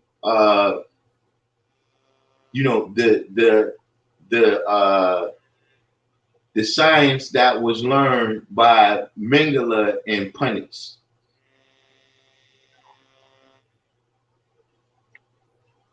Man, you're throwing some good questions, but the thing is, what's going on? The albinos are taking over, bro. That's what's going on. The albinoids, which started taking over. Like I said, the Slavs came over here as slaves. What's going on is a role reversal of the albinos and the original people. The albinos right now are winning a war against the original people. And so, since we kicked the albinos out a way long time ago, you just told me about two different types of albinos, and to my knowledge, those two different types of albinos do not get along with each other. They do. Actually, they do. Which albinos is waging a war on the original people? The very darker tone ones, the Nigers, which is from the Niger River, right? Nigger River or Niger River. That's not a word for the copper people and the albinos of the Pale Man. So they've always been on team. The Africans have always been coming over here, as well as the European so-called Pale Man, right? So they are on the same team. So the Pale Man himself is saying that he hasn't been here as long as the other albinos you're talking about. Because actually all of those people came from America first. America was first populated first, and then everybody left America. And once they went overseas and got out of the sun's ray, you know, if the sun hits you different, or if you eat the wrong foods, you have mutation. You have gene mutation. And so, where are the artifacts in the history that we have in America that predates the artifacts in history that we have or that we see? You know, that they, I guess you're saying that they fooling us or whatever, but why do we appear to have more and older artifacts, as well as a greater diversity of genes in Africa than exists in America? That's a hypothesis that Africa has more diverse genes than America. That's absolutely a hypothesis. You can't prove that, but I can definitely prove that America, all the Americans combined, is way more diverse than just little Africa. Okay, prove that. Well, let's start with South America. Let's start with Peru. Peru has the oldest ancient buildings known to man right now, including the pyramids, right? And it's very diverse out there with the original. What are the name of these buildings? And where are they located within Peru? Cusco. Just look up the Inca Empire. It was the Andeans, the Phoenicians.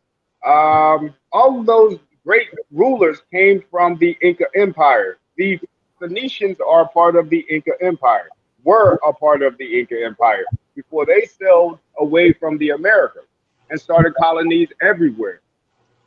So that's one great example because you got to remember corn was first grown here, right, and manipulated here, right? Maize, maize, corn, right?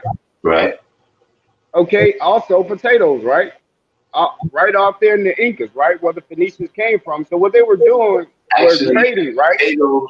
potatoes come from the South Pacific. Also, the Inca Empire as well too. They had them in the mountains. Trust me.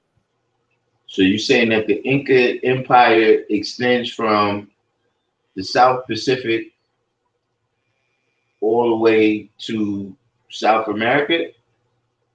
Well, you got to remember, the Inca Empire is only the Olmecs and Mayans that have moved all around the Americas. You got to remember that the Mayans were out there also, right? And the Olmecs, right? So are they older than the Olmecs? The Inca are the later in the 1500s. Remember, they ruled all the way up until the 1500s. The Inca Empire. So the Olmecs are older, right? Yes, absolutely. So what about the statues that shows a certain phenotype that is also found in Africa? Are you talking about the big head statue? Yes.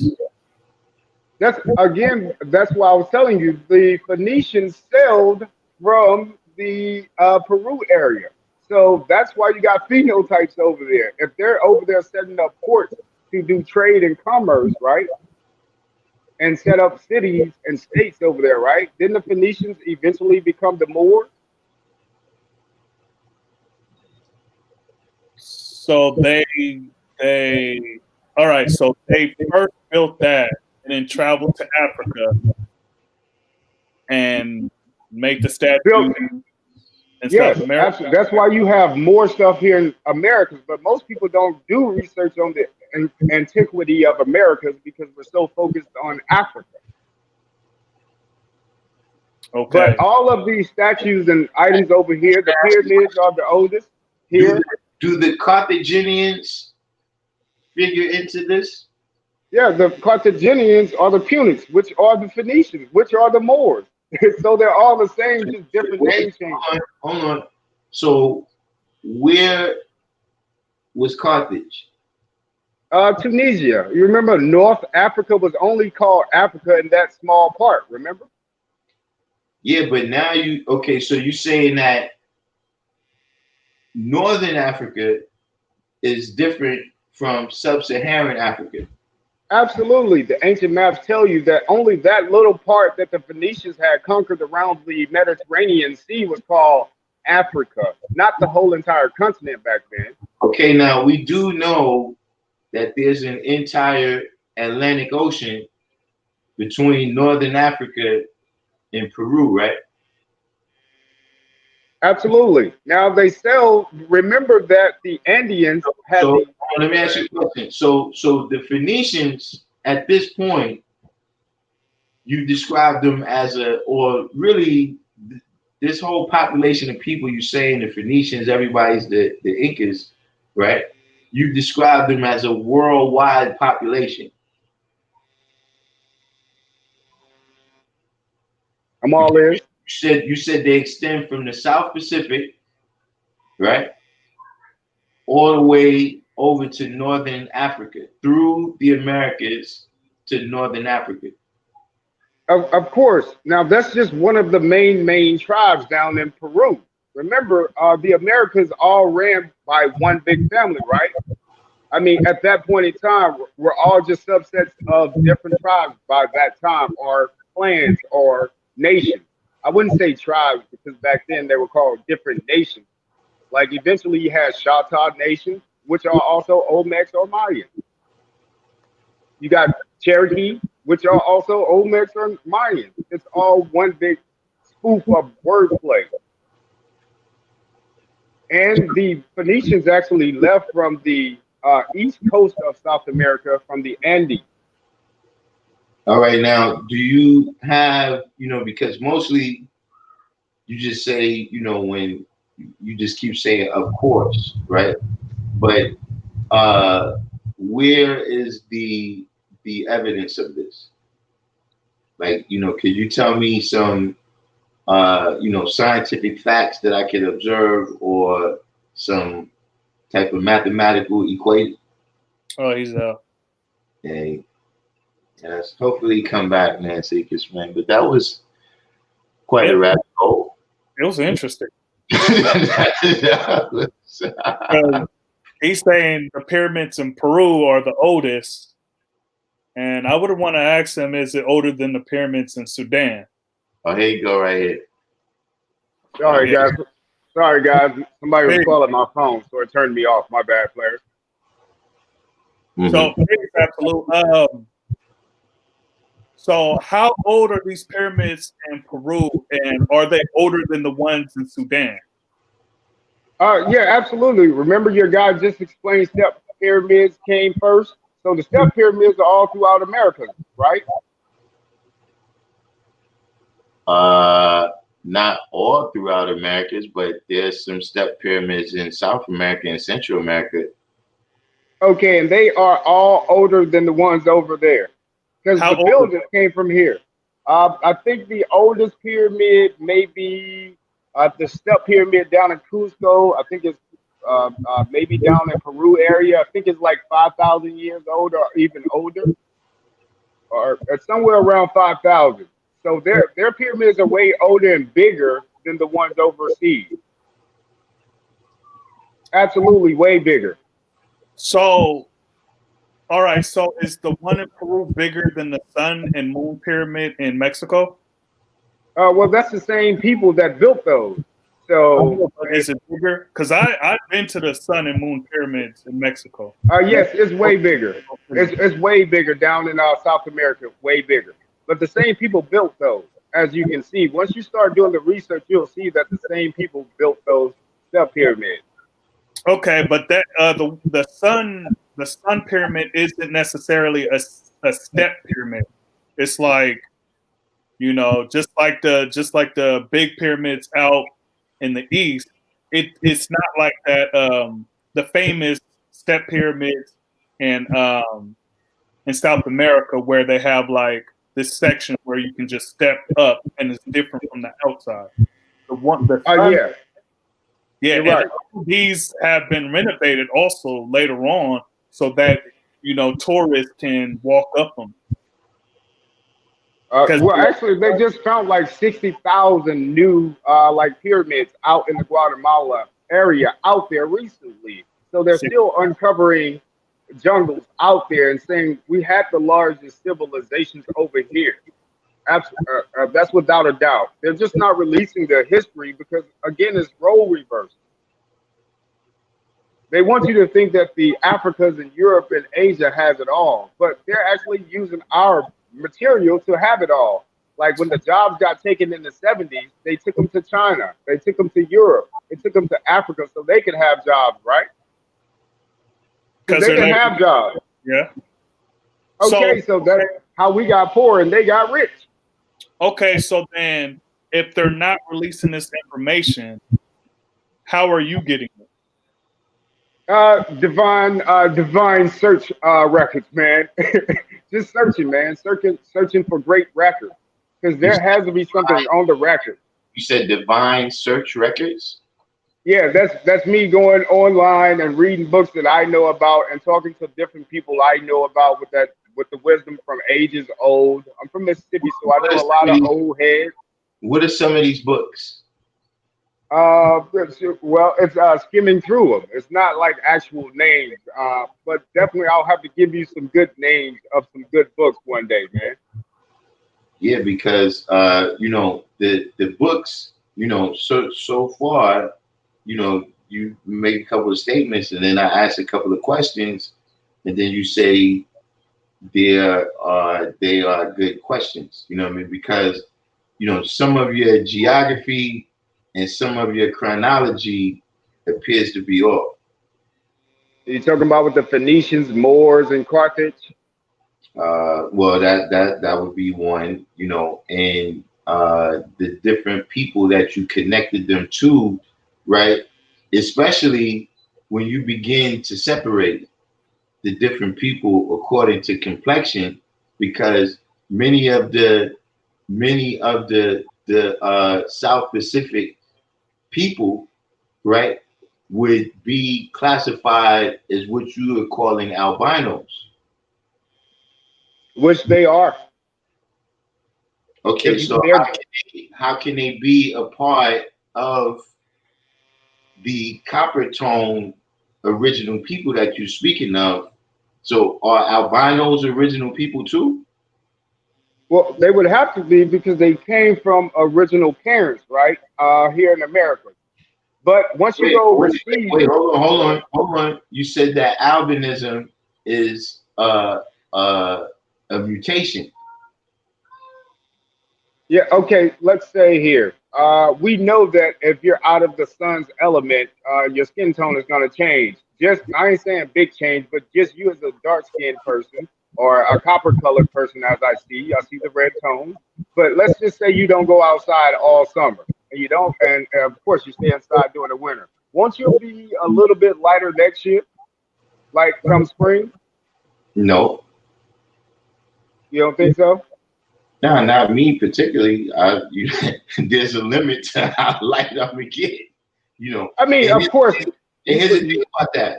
Here's the thing about that. What you're describing, right? That only affects my skin tone. That would not affect my genes that's inside my body. You understand what I mean? Meaning, if you break your arm and get a woman pregnant, your kid is not going to be born with a broken arm.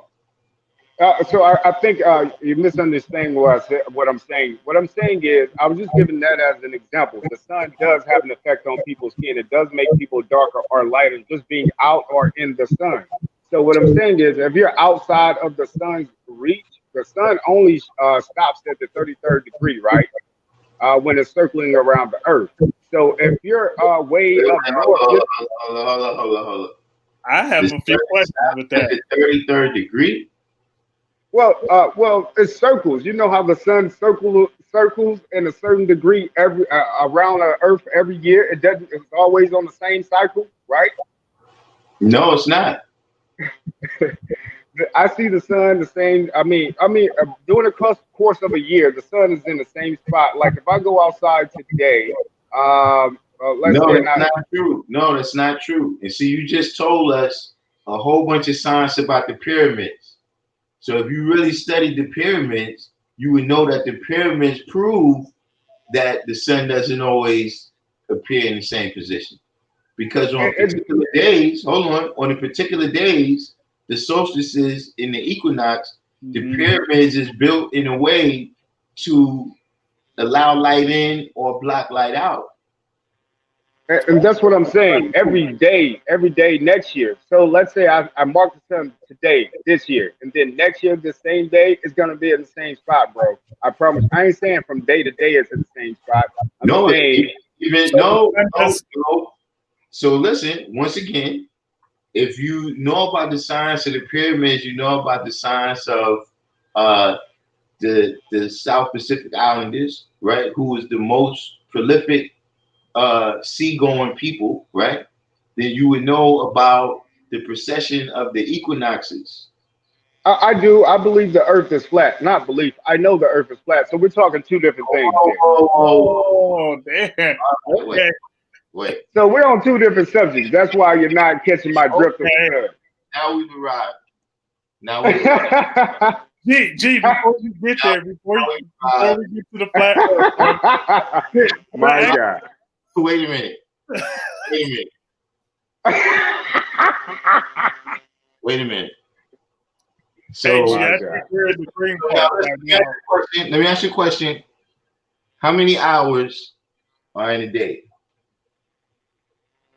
Now, according to the time that we're on right now, the Julian calendar, they would say 24, 23 and some odd change, Oh, 23 and some odd change. oh no, wait. Let's not talk about according. You just said that you know that the earth is flat. So Because hold on. I'm saying based upon what you know, how many hours in a day? well, if I'm going on what I know, there's no hours in a day. So time doesn't transpire in a day. You just told me how the sun goes in cycles. So if the Time sun is a goes, man construct, wait a though. minute, if the sun goes in cycles, right, every day, what is the length of that cycle? Oh, you're asking me as far as the flat Earth goes? Okay, it's just No. Before we get to the flat earth, right? How many hours are in a day? 24. Okay, it's 24 hours in a day. Now, can you give me a formula based on flat earth that tells us why there's 24 hours in a day? Well, as far as the flat Earth goes, there's no 24 hours in a day, so I couldn't give you a formula for something that doesn't exist on the flat Okay, Earth. so tell me, okay, so now in the flat earth, uh, concept, right? How many hours are there? Okay, well, listen, why is there times of light and times of dark in the flat earth? It's called inertia. It's called electricity. It's called power. I can keep So going because you gotta. wait, hold up. So you telling me that the sun is powered by electricity? Absolutely, the sun is not a fire floating in the air. It's not a fireball floating in the air in space where there's no air. Wait a minute. What do you mean by electricity? Like, do you mean the sun is plugged in someplace? Oh, Okay, what do you mean by electricity? electromagnetic is where I'm going with this, not electricity. Then in your side, electromagnetic. It works in tandem with the moon. You said electromagnetism. Magnetic. Yeah, that's what it is. It works in tandem with the moon and also with the ley lines beneath the earth. And it moves the wind, what we call wind, which is also ether. So what you're saying is that at a certain point, somebody cuts the light switch off. No, nobody could ever turn the sun off. It hasn't been cut off ever. Okay, so why is it dark sometimes? Because it's moving to actually give energy to the entire plane, Okay, so when it's moving, right? right? How do you measure this cycle that it's moving in? In degrees. You measure in degrees still. Okay. How many degrees of dark? How many degrees of light? I'm not too sure. Not too sure. No. You said you know that's a flat earth. But I gotta give you the degrees of light and dark. Well, what I'm saying is this: the people who teach us about global earth, right? They have a formula for that. But their formula is a hypothesis. You know that the formula doesn't work on the global Earth that they give you. How does it not? How does it not work? Okay, since you know the math, what's the formula for the degrees on the global Earth? What's that formula? It's 360 degrees. And based upon it being 360 degrees, right? And we know that the diameter of any 360 degree uh any 360 degree object, right, will wrap around that 360 degrees 3.14159 times. And so based upon that, right, we have a formula pi times diameter, right, which brings us to 24,896 miles. And then based upon the earth traveling at 1,037 and a third miles per hour, we get 24 hours in a day. this is what's, taught by the people that speak in global earth. You know what I mean? So I'm asking you, right, as to enlighten us on what are the formulas for flat earth that describe what we're saying. Like, for instance, there was two full moons last month. And the people who teach us about global earth, they were able to predict that.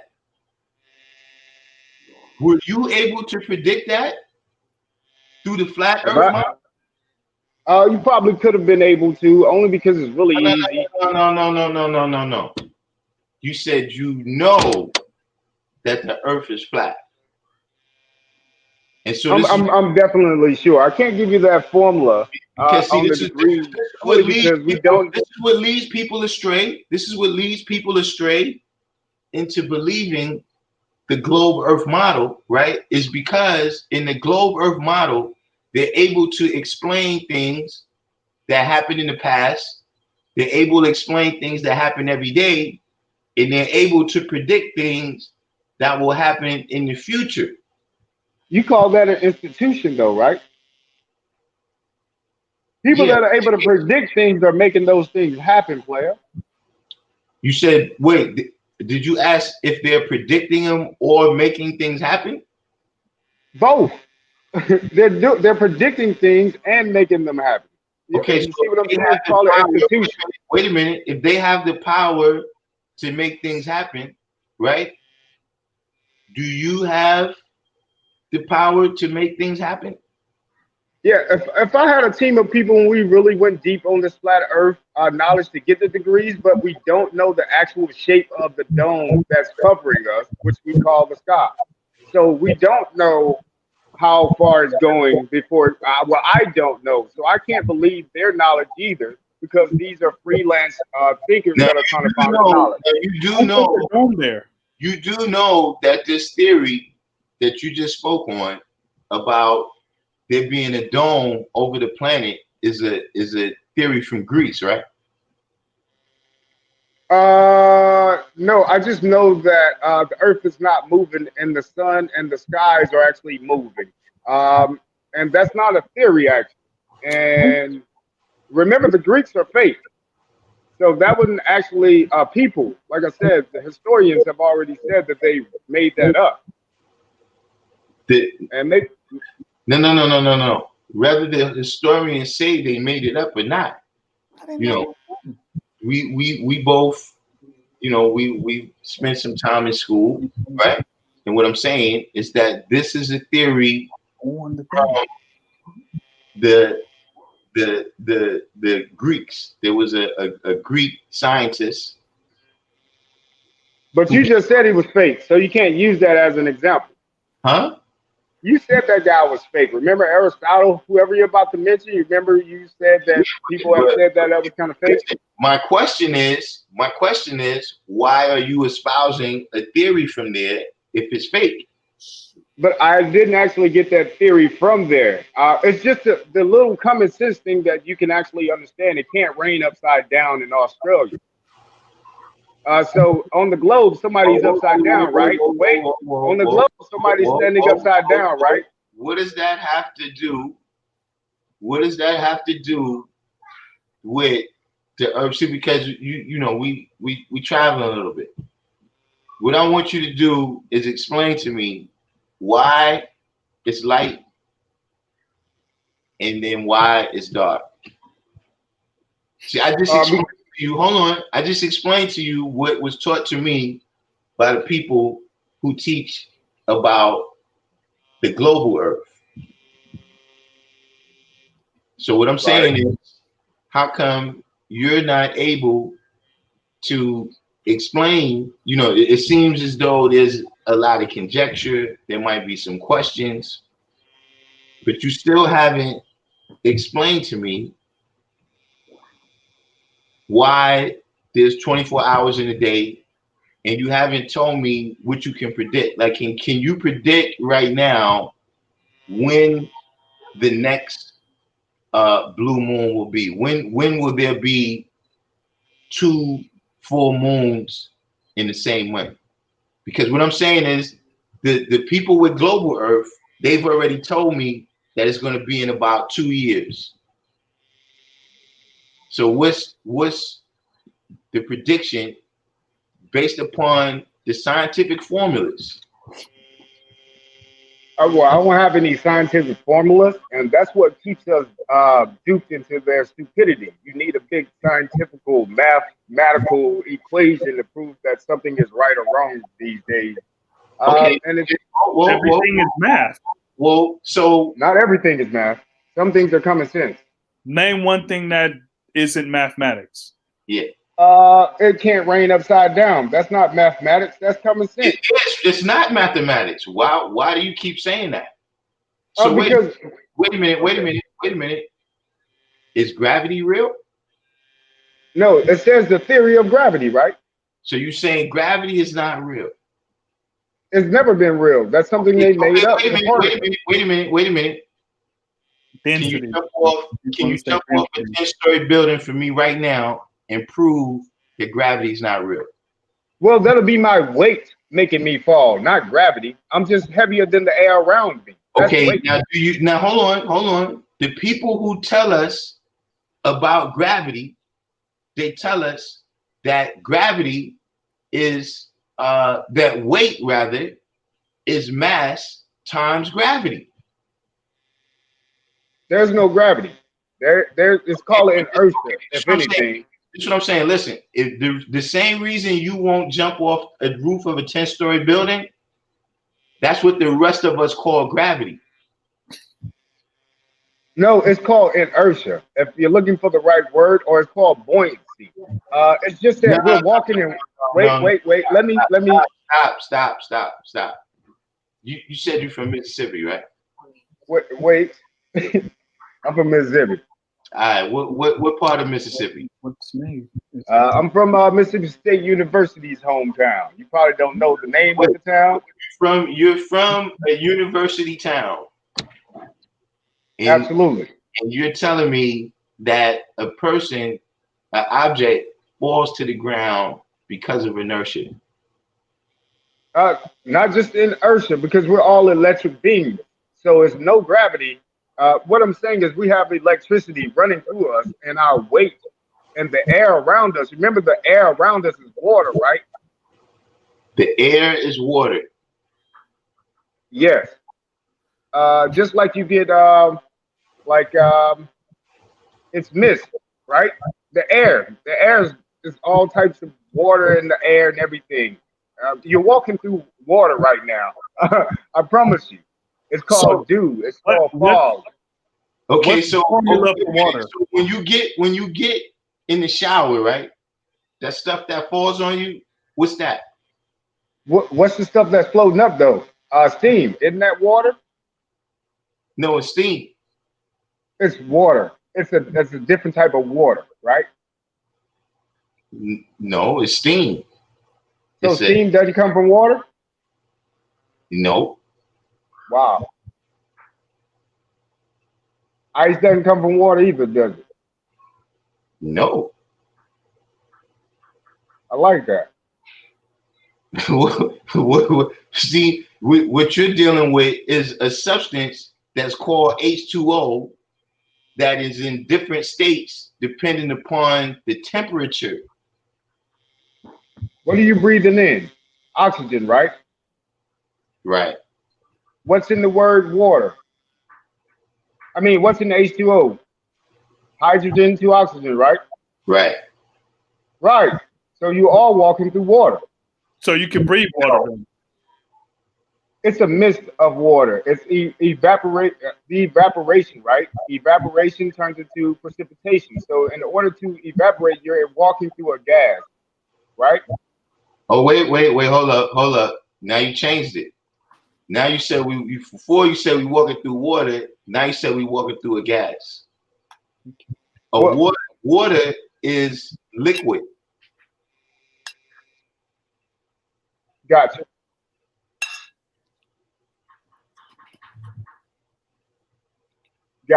Water is a liquid, but it has 3 different states, right? No. H2O has 3 different states. Okay. So the base of H2O is what? Hydrogen to oxygen. Well, that's what it is. I mean, okay, now let me ask you a question. What is our definition now, right, of atoms, compounds, and mixtures?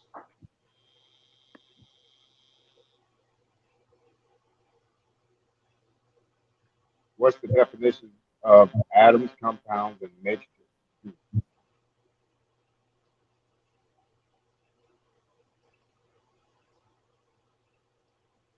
I don't know. Do you have an answer for that?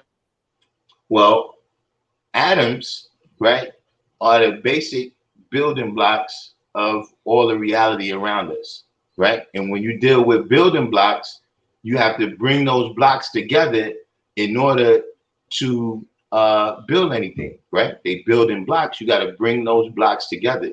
So those blocks come together. When they come together in a chemical way, right, that actually changes the properties of both atoms, we have a compound. But when those atoms come together in a way that don't change the properties of the atoms, then we have a mixture. So as we walking through the air, right? As we breathing in air, we're breathing in a mixture, right? That contains hydrogen, it contains oxygen, nitrogen, carbon dioxide, neon, etc., etc., etc., right? But when we jump in the shower, that stuff that falls on us, right, is a chemically changed compound, right, that has changed the properties of the hydrogen and the oxygen. I got one question for you. Okay. How are clouds made? In a container, right? In Clouds school, are did you ever make made. well, didn't you in school ever do the science project where you guys had to make clouds Make clouds? Now I as a missed that. science project? Well, Now, basically, precipitation can only happen in a container. You see what I'm saying? no. Okay. Wait, stop it. So would you said precipitation? Evaporation, precipitation, gases, all of Okay. that can only happen within a container. No. Because if you're talking about the same experiment that I recall, we just left the water. We left the water in a cup, and we kept coming back every couple of days, and it was less and less water in the cup until it was empty. No, we did the one where you had to put the lid on top to make clouds. I'm sorry. Say it again. We did the science project where you put water in the glass bottle, you put a lid on top, and it eventually, after a few days, made clouds within that jar. Okay. So what I'm saying is you need a container to hold all of this in. There has to be a lid on top to hold these gases and things that we're walking through in, like water upside. No, hold Okay, on. No, what you need is gravity.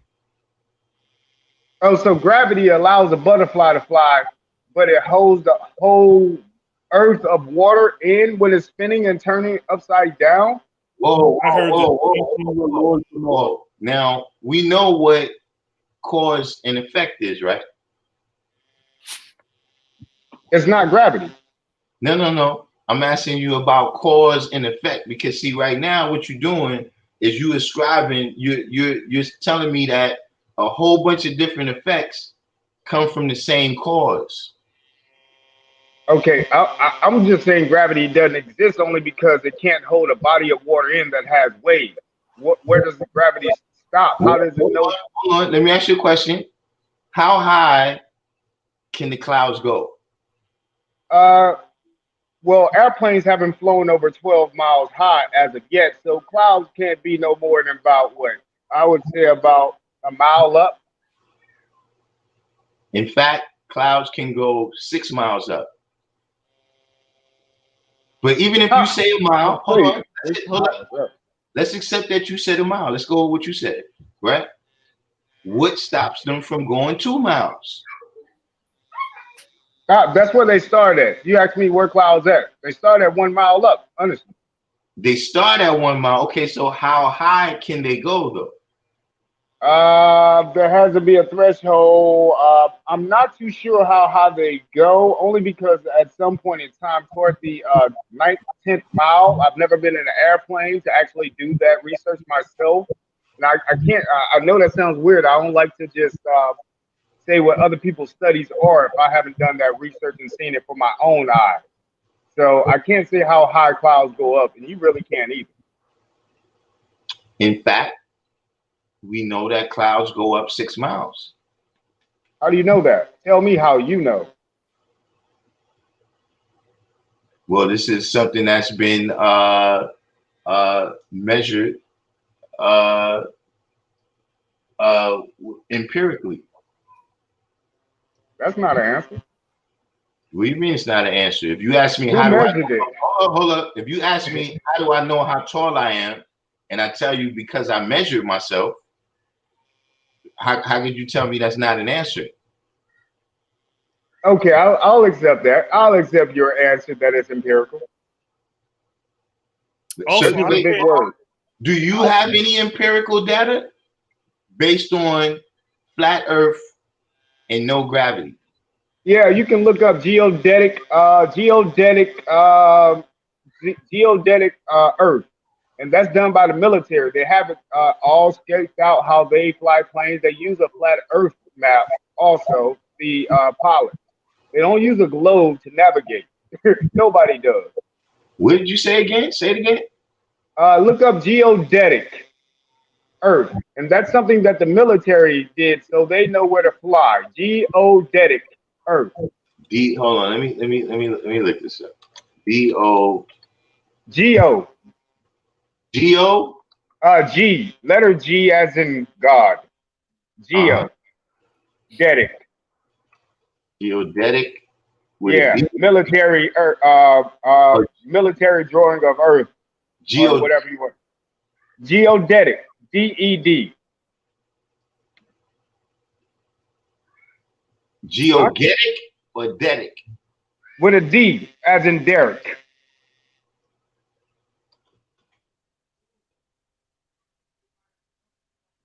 Okay, hold on. Let's see it.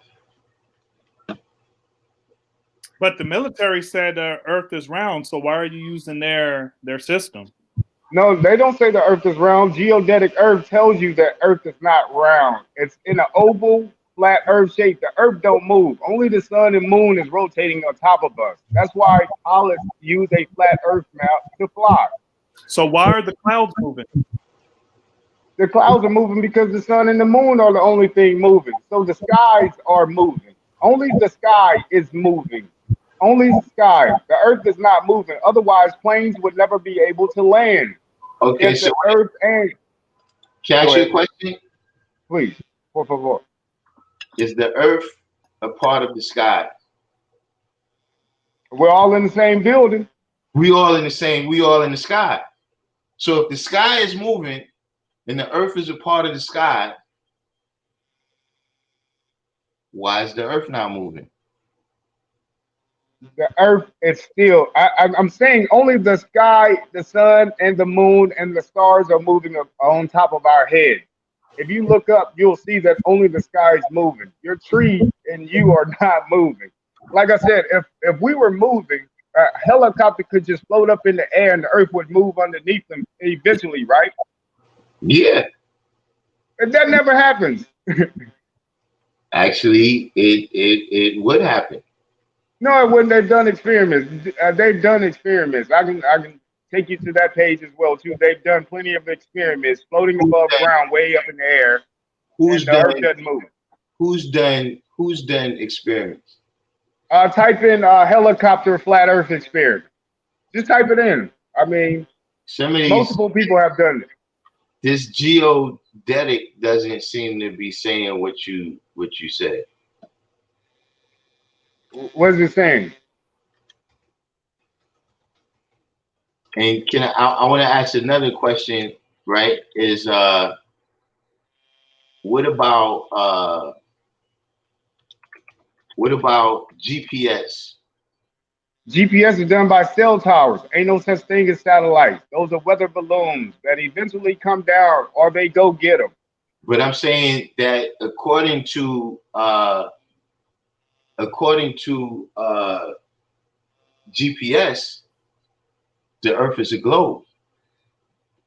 No, no. According to GPS, the Earth. So what you're saying is cell towers say that it's a globe because GPS only works from cell towers and Google cars driving around your neighborhood. Why you need a Google car if they're satellite? I didn't say it again. I said cell towers make everything work. Basically, is what I'm saying. Cell towers, not Yeah, but satellite. then you asked the question about how does GPS work? I didn't understand because they have these. You said they weather balloons, but so they have these weather balloons at strategic points around the globe. No. No. That's what I was not saying. I was saying cell towers make GPS work and Google driving cars. No, Cell towers. no, that's false. That's But here, absolutely correct. geodetic means made of light, straight, structural elements, mostly in tension. Geodesic means the shortest line between 2 points that lies in a given surface. And this is from the Merriam-Webster dictionary. I know what they're saying is. I want to ask you a question. Go ahead. Are telescopes real? Or is this another? Or is this another? Is this another?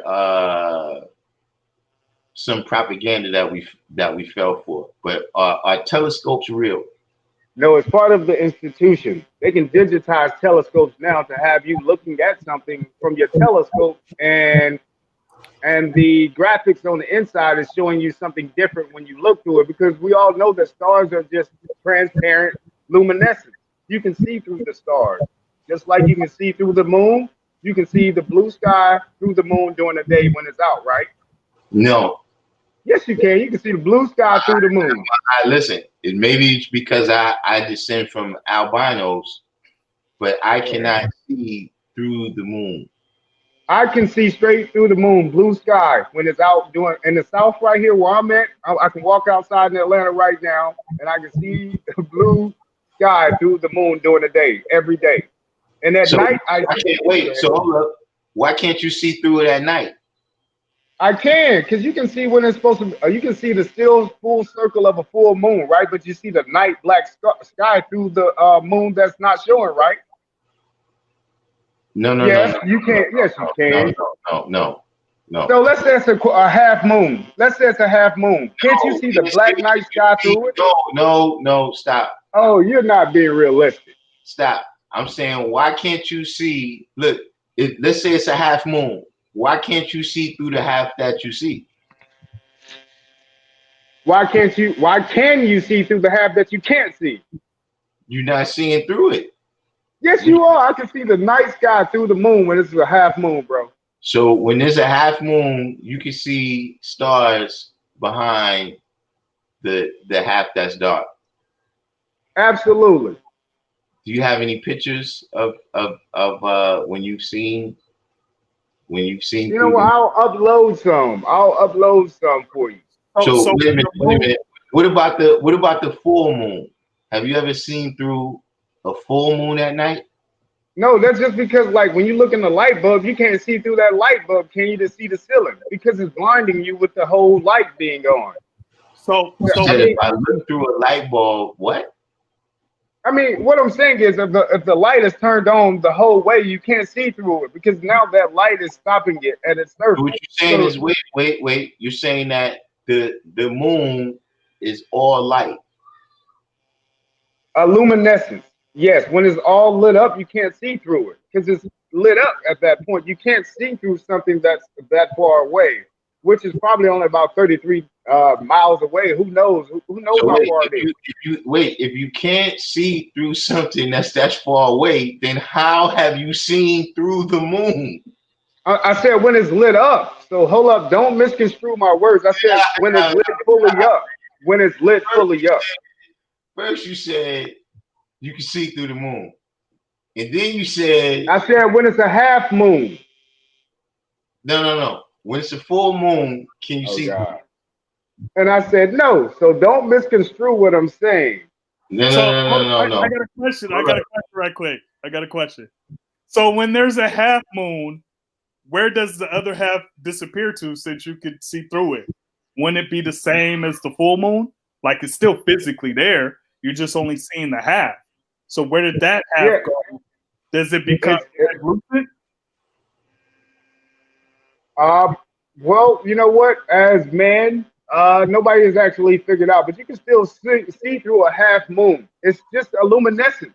It's a luminance, which means it's transparent. You But can it's see through it. still Nobody can whole. land on it. It's still whole. It's just you're seeing the half, but it's still a full moon at all times. The whole moon Yeah. is So there. You're just only seeing half. So how can you see through the other half? You're not, because it's still physical. So it's like how. So just like if I turned off the light in my room, right? I can't walk through the door, like I can't walk through the walls, but but it's still there, even though I can't see it. You get what I'm saying?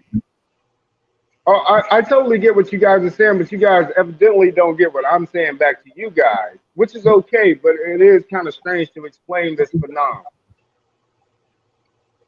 Yes, pretty, yeah. Only because now you have to reverse your mind, and it's funny at the same time because you're like whatever. You don't want to play that role reversal, so that's how we'll always lose.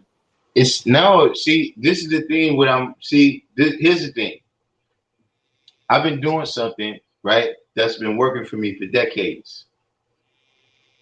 Now, in order for me to change that, you know what I'm saying? Like I said, because I'm dealing with a system that has explained what's happened before, it explains what happens every day, and it predicts things that's going to happen in the future.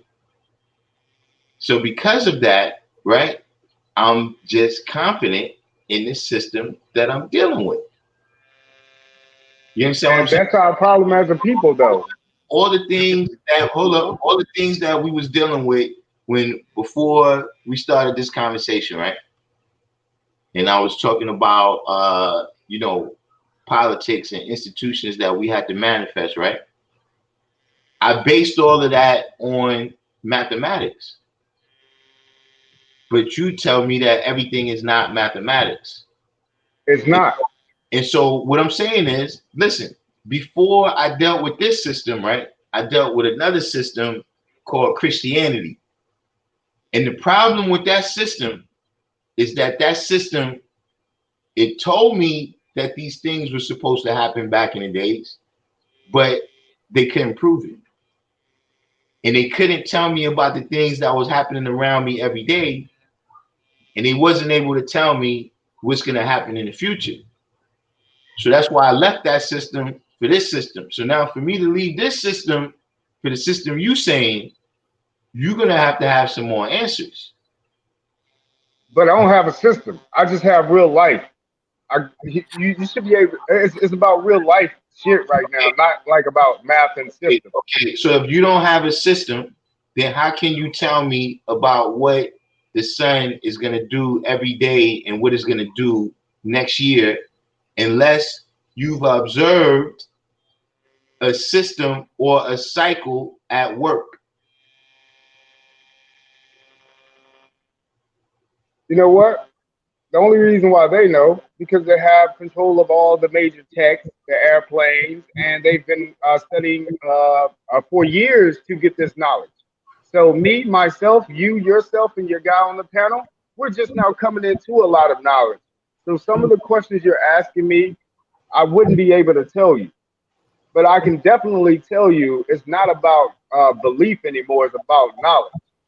and what you can actually know. I know for a fact that the Earth is flat, and And because how do you know this?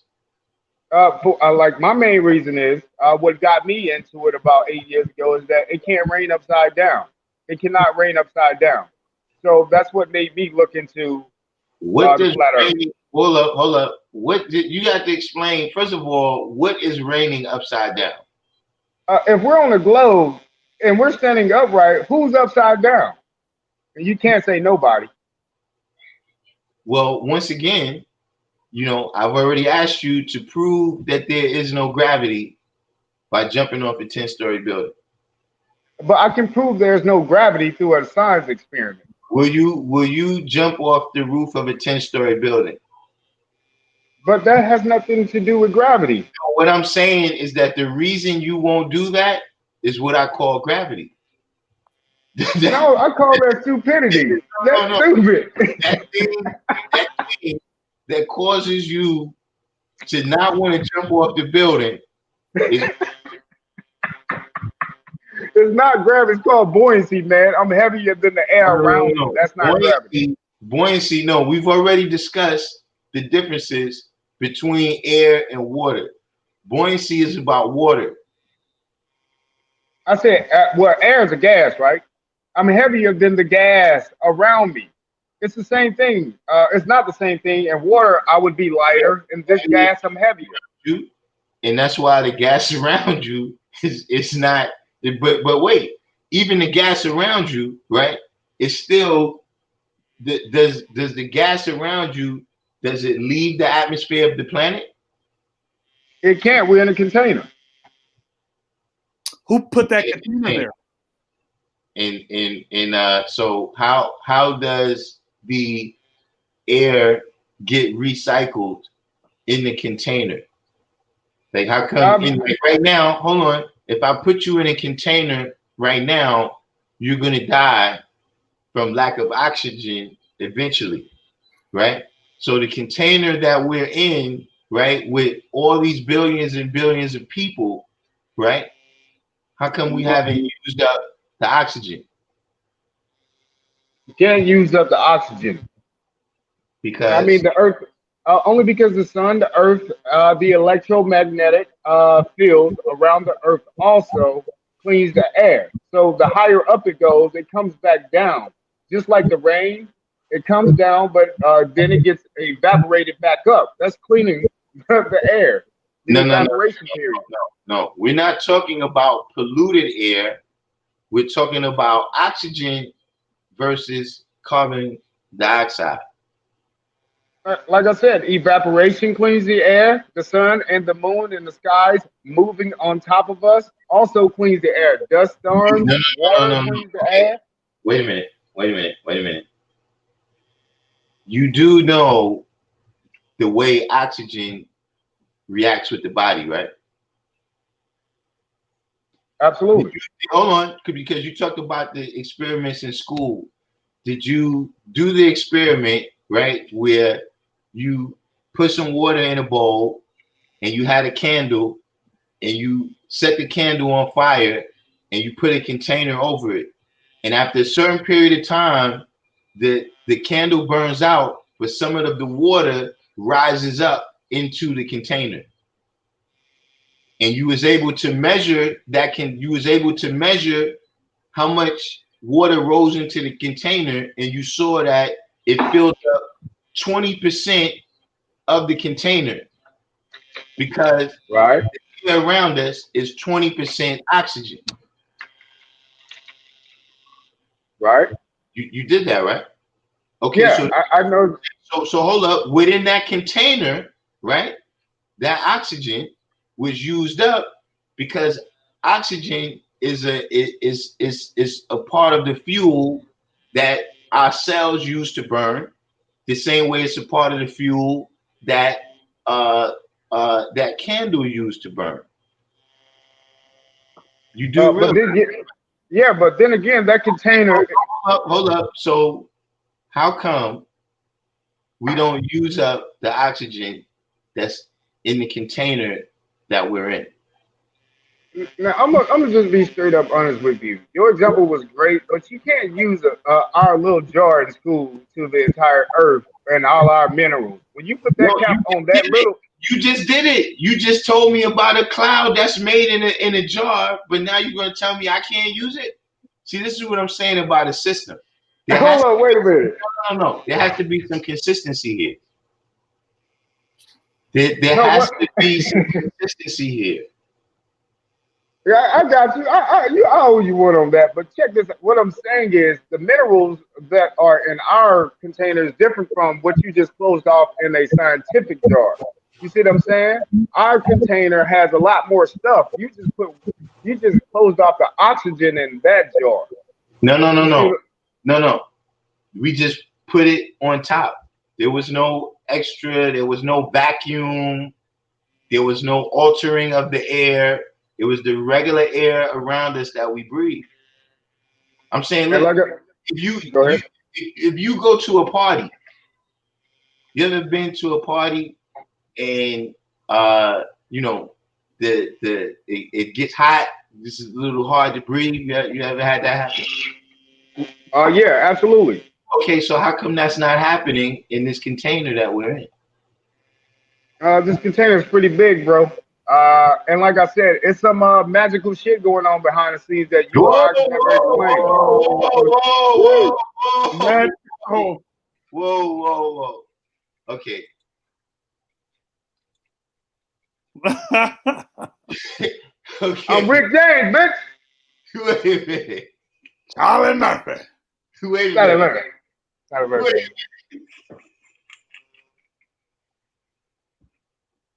Hey, y'all hilarious, bro. Did you just say magic? I said, evidently, there's got to be some magical things going on behind closed You doors. just Oh say it's man. all about knowledge, man. And then you're gonna say magic? Because now you're asking me how does the air get cleaned in the dome? No, no. You're talking about how the air gets clean. I'm talking about how is the oxygen replenished. I was telling you because the sun, the moon, the stars are all moving. The ether is always moving. You got hurricanes that wraps up shit. I mean, they're even selling storms right now to clean dirt out of people's cities or to clean up the air. Wow. Okay. So is the sky inside the dome or outside? Everything that you see up there is inside the same dome. Ain't nothing went outside the dome yet. Space ain't Okay. even So, real. so how is it moving if it's inside the dome? Electromagnetic forces. That's really how it's moving on top of your head right now. Okay. Magnetic So force. how come the Earth isn't moving because of that? Because if the Earth moved along with the sun and stars, we would never see the same stars or same moon every year. We see the same sequence of stars every night. It's just moving, but it's the same sequence. No, we're moving around the sun. Actually, that's not true. We're Because not moving around the sun. hold up. We already spoke about the precession of the precession of the zodiac. But So the in fact, zodiac actually came from the Mayans, which only had 10 months, and they had listen, a flat Earth map. how many other months you said they have? We know that there's a precession of the zodiac. And so, in fact, we don't see the same stars.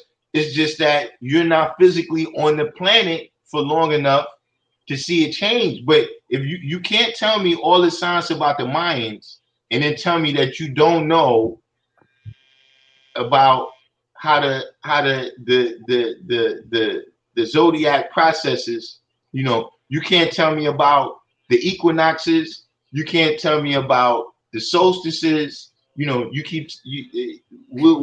mean, this is what I'm saying. We got a lot of phenomena here Well, the sun that you seem spirals. to not be able to explain, but then you telling me that this is all about knowledge, but then you say it's magic. Well, when you ask me how the air gets clean, I don't know that yet. How the air get clean? I know that the Earth is not moving. So if I can't answer some questions, doesn't mean that the Earth is a globe. What's on the other side of the flat Earth? Yeah. What's on the other side? That's another question that's out of the element of just some smart questions. Like, I don't know what's on the other side of flat Earth. Shit, I don't know what's on the other side of the town next to me. I don't. So that's not like a real good question dealing with like if you want to know if the Earth flat or not. It would That's be great. Wait, that's a great question. easy for you to drive to the other side of that town and see it. Well, you can't drive to the other side of the flat Earth, especially if you don't believe it's a flat Earth. Okay, why not? Only because people have only dug 8 miles deep and only flown up like 12 miles high. They can't go over the 12-mile high limit, and they can't dig 8 miles deep. And they have the machinery and tools to do it. So how could I know what's on the other side of flat Earth? I mean, how is this? Like I said, is this? You got two basic ways that you could tell me something is a fact, right? I can tell you a fact that they have only dug 8 miles deep and only flown like 12 miles high. That lets you know you can't go to space. Okay, so if that's the case, right, then how do you know it's flat? Because they can only fly 12 miles high. So if you can only fly 12 miles high, that means that. How would the Earth being flat preclude them from going higher than 12 miles? Okay, the word is called an airplane. For one thing, they're flying in the air over a plane. Just little stuff like that lets you know that it's an airplane flying over a plane. It's not like an air ball flying over a ball. Wow. That's proof. I'm just saying the little things that they give you guys to let you know the Earth is not a globe. I'm gonna ask you a question that the God asked one time, and so why can't we see Mount Everest if the world is flat? Man, you can't even see 20 miles down the street on a flat road. What you talking? You can't see 20 miles nowhere. Yeah, but Mount Everest is the highest point in the world. How come we can't see it? I'm in Washington State. How come I can't see Mount Everest when I walk outside? That's the highest point on Earth. If everything is flat, how come I can't see Mount Everest? Man, you can't see that far, player. Nobody with the clouds, the shit floating in the air. Nobody can see that far. You talking about seeing overseas in China? Man, see, that's not smart. If you got that kind of eyesight, we about to make money off you.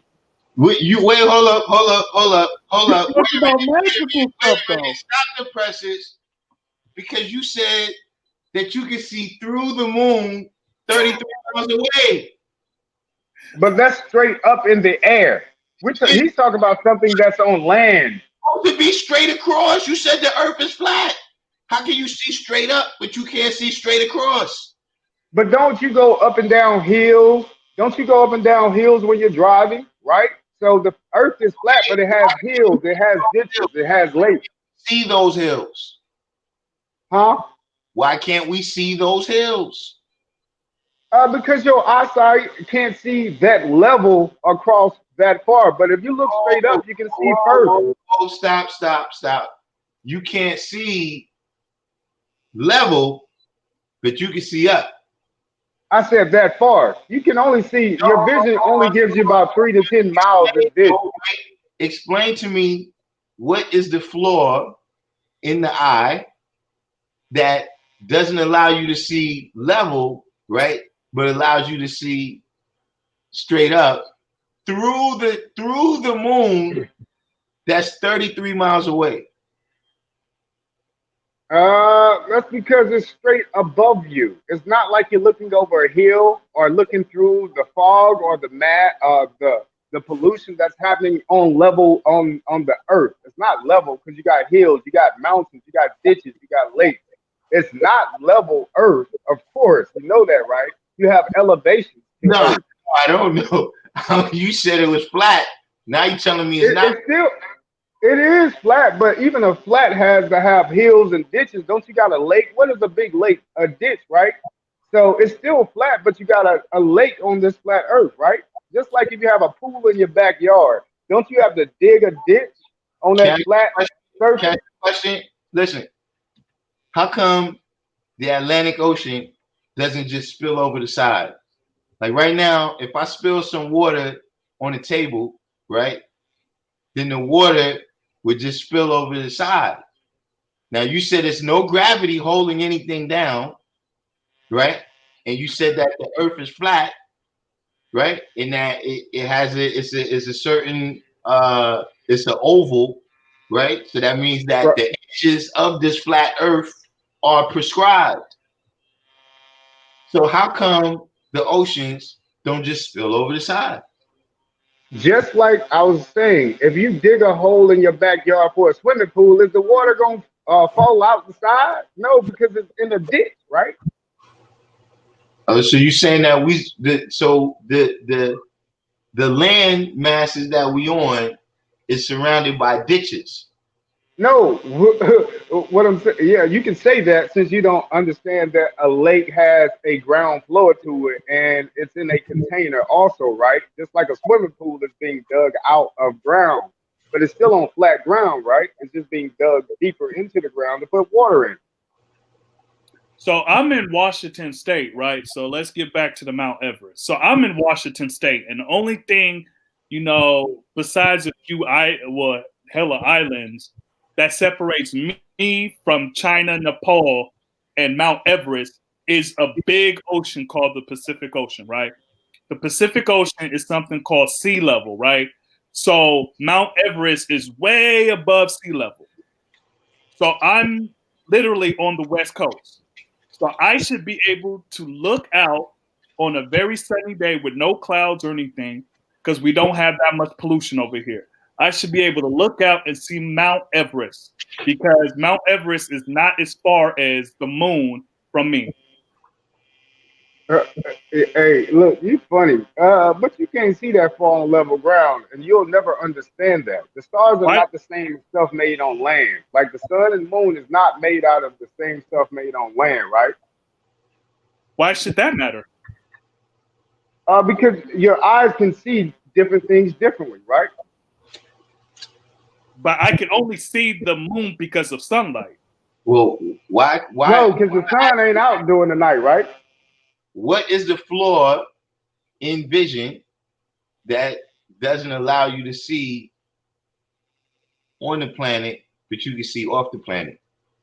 Well, I don't think that there's no flaw in vision. Your eyes are just not made to see that far standing level to anything because of all the stuff that's in the air. Like I said, if you're standing straight and there's a skyscraper probably about 30 miles away, you wouldn't even be able to see the skyscraper. Even if it's 30 miles away. Hold on. Now, according to the people that teach us about globe Earth, the reason for that is because of the curvature of the planet. No, it ain't the curvature of the planet. You got curvature in your eye. Your eye is a ball. So they tricking you again. Everything is reversed. Your eye is the only thing with the curve. But what about your head?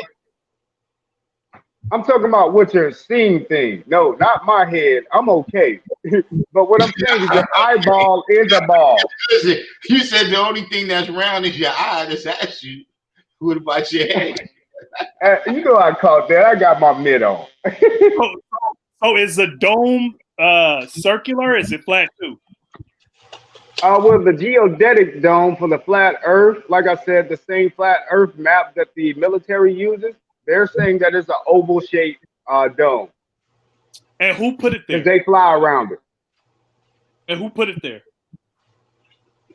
Like I said, I don't know who put this stuff there. I haven't read any articles that state who put it there or any books I've came across that stated any names of anybody that could have put it there. Like Galacticus or something like that. I'll state that once again. I'm sorry. It must be a huge entity. Well, I can't say that because I don't know. I only talk about what I can actually know. Like that stuff right there, I would know who put the top on the Well, dome that I'm living in. you said you know about flat Earth, so I'm asking you, how did this dome get here, and who put it on there, and like, how did they put it? Like, were they walking in space or something, and then they put it on top of Earth, or like, did the dome come before Earth? Was it just by like accident, or because I mean, you talk about we putting lids on stuff, like, so who put that? Who put the lid on Earth? Because that's something I never got from the flat earther, and most of the people be like, "Oh yeah, it was God. God put it on." So I'm like, okay, well, all right. So you don't know who put it on? Was it magic too?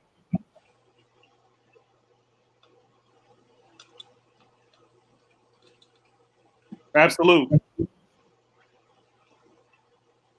Or he's something happened. I don't know how he I don't know how some I guess he'll be right back. But Yeah, I'm picturing like Galactic back from the with edge. like like putting a dome on top of the Earth. Like, oh, I mean, all right. Man, this has been. Hold on, while we got this time, because I just seen something. I just seen something too. Calm as Longley. You're back to just calm as Longley now. We had to serve you right now with your papers. Mr. G1 is the new Mr. 120. Can we get? I need my special effects so we can have a round of applause right now. You know what I'm saying?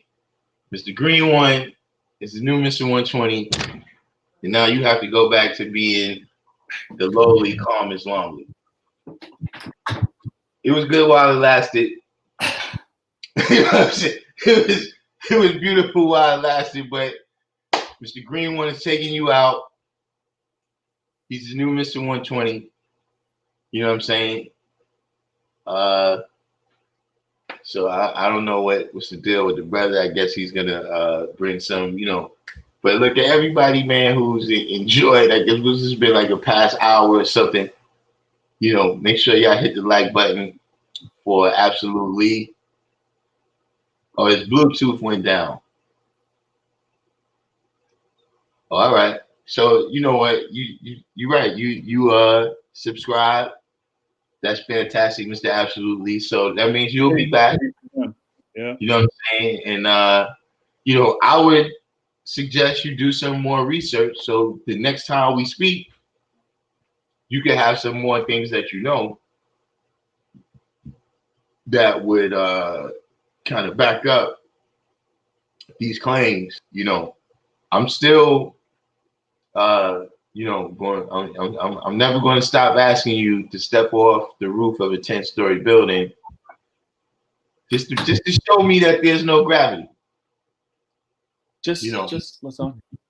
Show me, or is it maybe you can manipulate the electromagnetism or something that might allow you to float.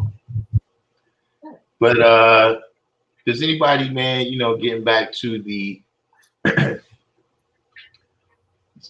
you took notes on the questions, that's good. So that means that tomorrow or the next, actually I probably won't be back until Saturday or Sunday, but that's enough time for you to do some research and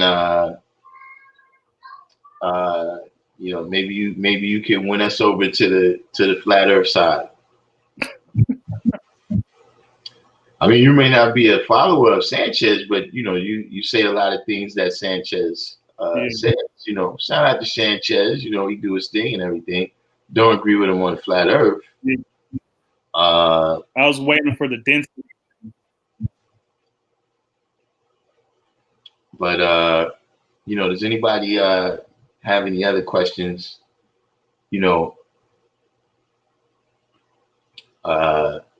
we had a start. I think that all of the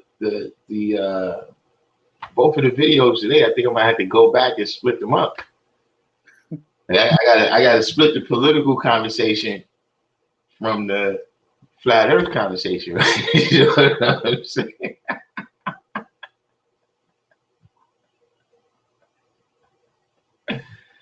You know what I'm saying? So I have a question for you, God. Mm-hmm. So, with this debate and Biden's stances on banning the so-called assault rifles, I've heard a lot of people talk about how Allah was against us carrying weapons and stuff. How you see that?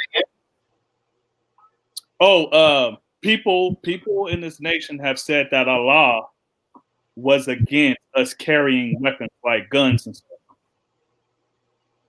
I mean, that was just one of those things in terms of, we was here to teach. You know what I'm saying? But the reality of the situation is, the atmosphere that we was in, we also had to adapt to that. You understand what I'm saying? Yeah. And so,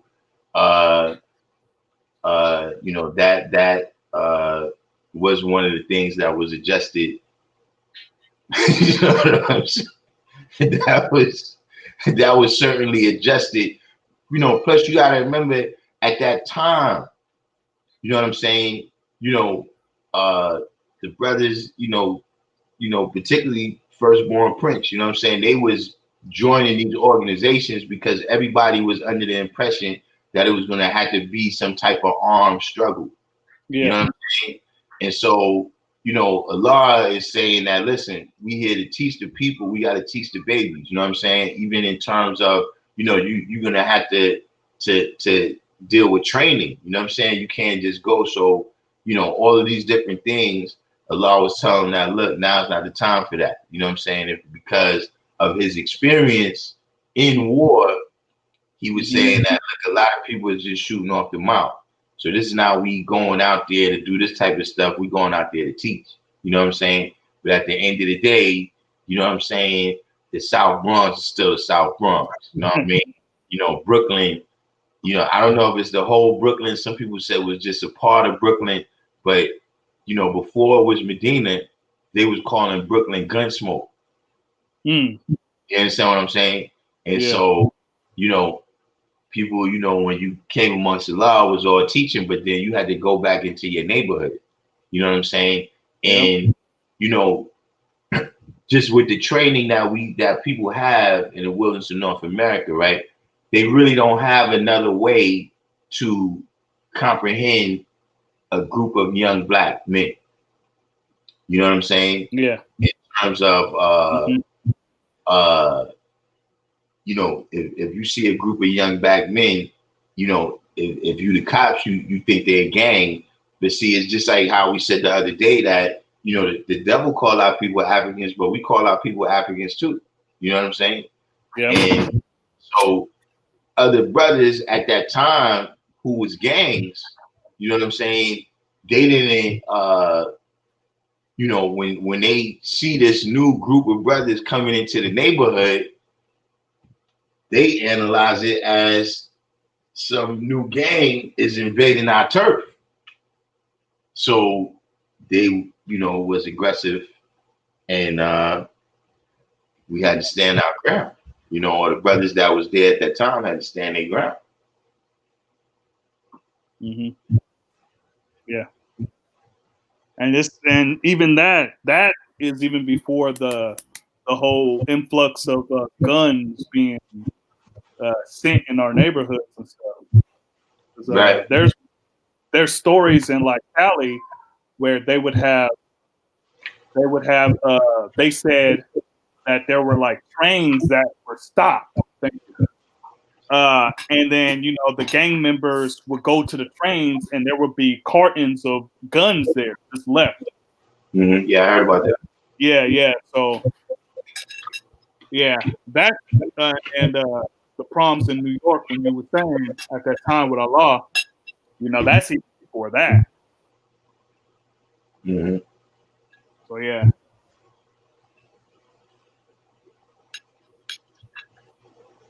But Abiyallah came in. Abiyallah said that some of the older 85% used to try to bully brothers out of telling the truth, and we had to adapt. I was taught martial arts and used it, yet I bore in mind daily that a gun is what took Allah from us. Exactly. You know what I'm saying? That's the whole lesson right there. That you can go out there and start shooting, but don't be surprised if people start shooting back.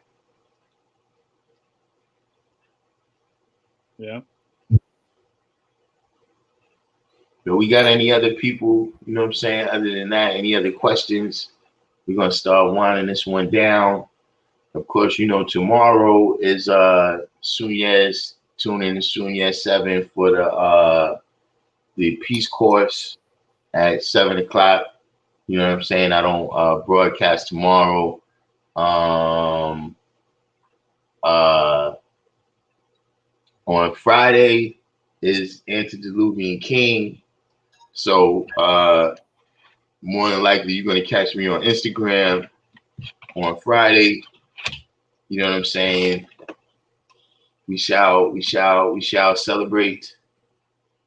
Other than that, if you're new to the channel, subscribe. You know what I'm saying? When this is done, everybody do the each one teach one. Share this on all your other pages. You know what I'm saying? Make sure to make notes that this is divided into halves. You know what I'm saying? We have the half where we built on us being what you hold on, Shalal. Let me give you the link right there if you want to tune in. If you want to tune in and build real quick. You know what I'm saying? But everybody, you know what I'm saying, share this on all your other pages. I'm gonna end up splitting this apart. You know what I mean? Because these topics is a little bit so fast. You know what I'm saying? But in the first half, we spoke on how we go from being one, having civilization, to being a civilization, you know what I'm saying, and establishing all the institutions that it takes to bring the governing principles of mathematics and activate them in everyday life, you know what I'm saying, so that our group of men or society of men is successful. Got Shalal on the check-in. Peace to the God. Yeah, peace to the God. One of the main, I find that a lot of times people look over the most obvious things when it comes to what the Father said. You know what I mean? And I was taught that when you deal with a certain science, you look at the time, the place, and the circumstances that were going on at the time. One, the first non-born were children. Children did not need to be running around with guns in the street of Harlem in the 60s. That would have been just an excuse for the devil to kill them. The purpose of the Father was to save the babies. So the last thing he wanted them to do was be running around with guns. That's the main reason why he said that. All that other shit is bullshit. You understand what I'm saying? All that other stuff was bullshit, man. And you got to remember what was going on at the time with the Panthers, the Mau Mau's, and all the other different movements was going on. They were killing them people off, and they were using the fact that they were armed and they had guns and they were violent as a justification for that. So in order for the Father to save the babies, he had to steer them away from that. This is one of the reasons why he said we wasn't pro-black or anti-white. He didn't want us to fit into the same demographics as the rest of the people that were going on at that time. Because his main purpose was to save the babies. Mm-hmm. That was his primary directive. That's why he came to the youth. That's why he didn't go to them old dudes. He came to the babies. And a lot of times people overlook that. You know, and the same people that overlook that is the ones that say the father made it rain on one side of the street and all that other bullshit. Firstborn, firstborn Prince told me that he'll give it 20 years after he returned to the essence, and they will put a cape on the father, and he'll be flying around through the atmosphere, making it rain, hail, snow, and earthquakes. That's what he told me in front of law school. So, you know, that's the main purpose, G, not to carry the weapons, because once you had a weapon, then that justifies the devils to kill you. If you had a firearm and they kill you, what's the first thing they do a lot of times when you don't have a gun? They throw a gun down by you, and it's all good. You had a gun. I had to kill them. Mhm. Goddamn niggers. They're armed and they're dangerous. Yeah, but that's all I wanted to say about that. All right. You know what I mean? And that dude with the flat Earth thing, he got to stop letting the magical midgets piss in his ear. The magical midgets is a motherfucker, G. I tell you, boy. You guys, excuse me, I had to come out on the deck. The Earth said I was too loud. Oh man. The Yeah. magical midgets and them Lucky Charms. Wee. Well, he said he's gonna go research. He's gonna go research some questions, man. So you know, a lot of times research is what you need to lead you in the right direction. You know Well, it what won't lead them back here. I'm saying? You know what I'm saying? You know, like I said, you know, when I was a Christian, I never researched it. And, you know, and when you started researching, you never went back there, right? you know what I'm saying? All right. Yeah. See, my point exactly. So we see what happens. But yeah, shout out to Absolutely. You know what I'm saying? You're welcome back anytime. You know what I'm saying? Other than that, you know, like I said, do me that favor. Share this out on your pages, your Facebook, your Twitter, your Instagram, the text message, you know what I'm saying? And I'm gonna try to let y'all know that anything release is gonna happen. Uh, you know, I don't know if I'm gonna be having tomorrow. We're not gonna be hosting. Can't come on the channel. I mean, Friday, we're not gonna be hoteling. Money makes the world go round. No money, you'll be a flat earther. That's what Absolutely said. Whoa, that's what happened. You became a flat earther because you didn't have money. For some reason, I can't hear y'all. Yeah, you got an echo, God. Hmm? But, anyway, man, I'm gonna say Yeah, you peace. got an echo. No doubt. All right, I've been G. listening there, Darkim. Peace to the gods. Peace. You know, but everybody else, you know what I'm saying? If y'all this is my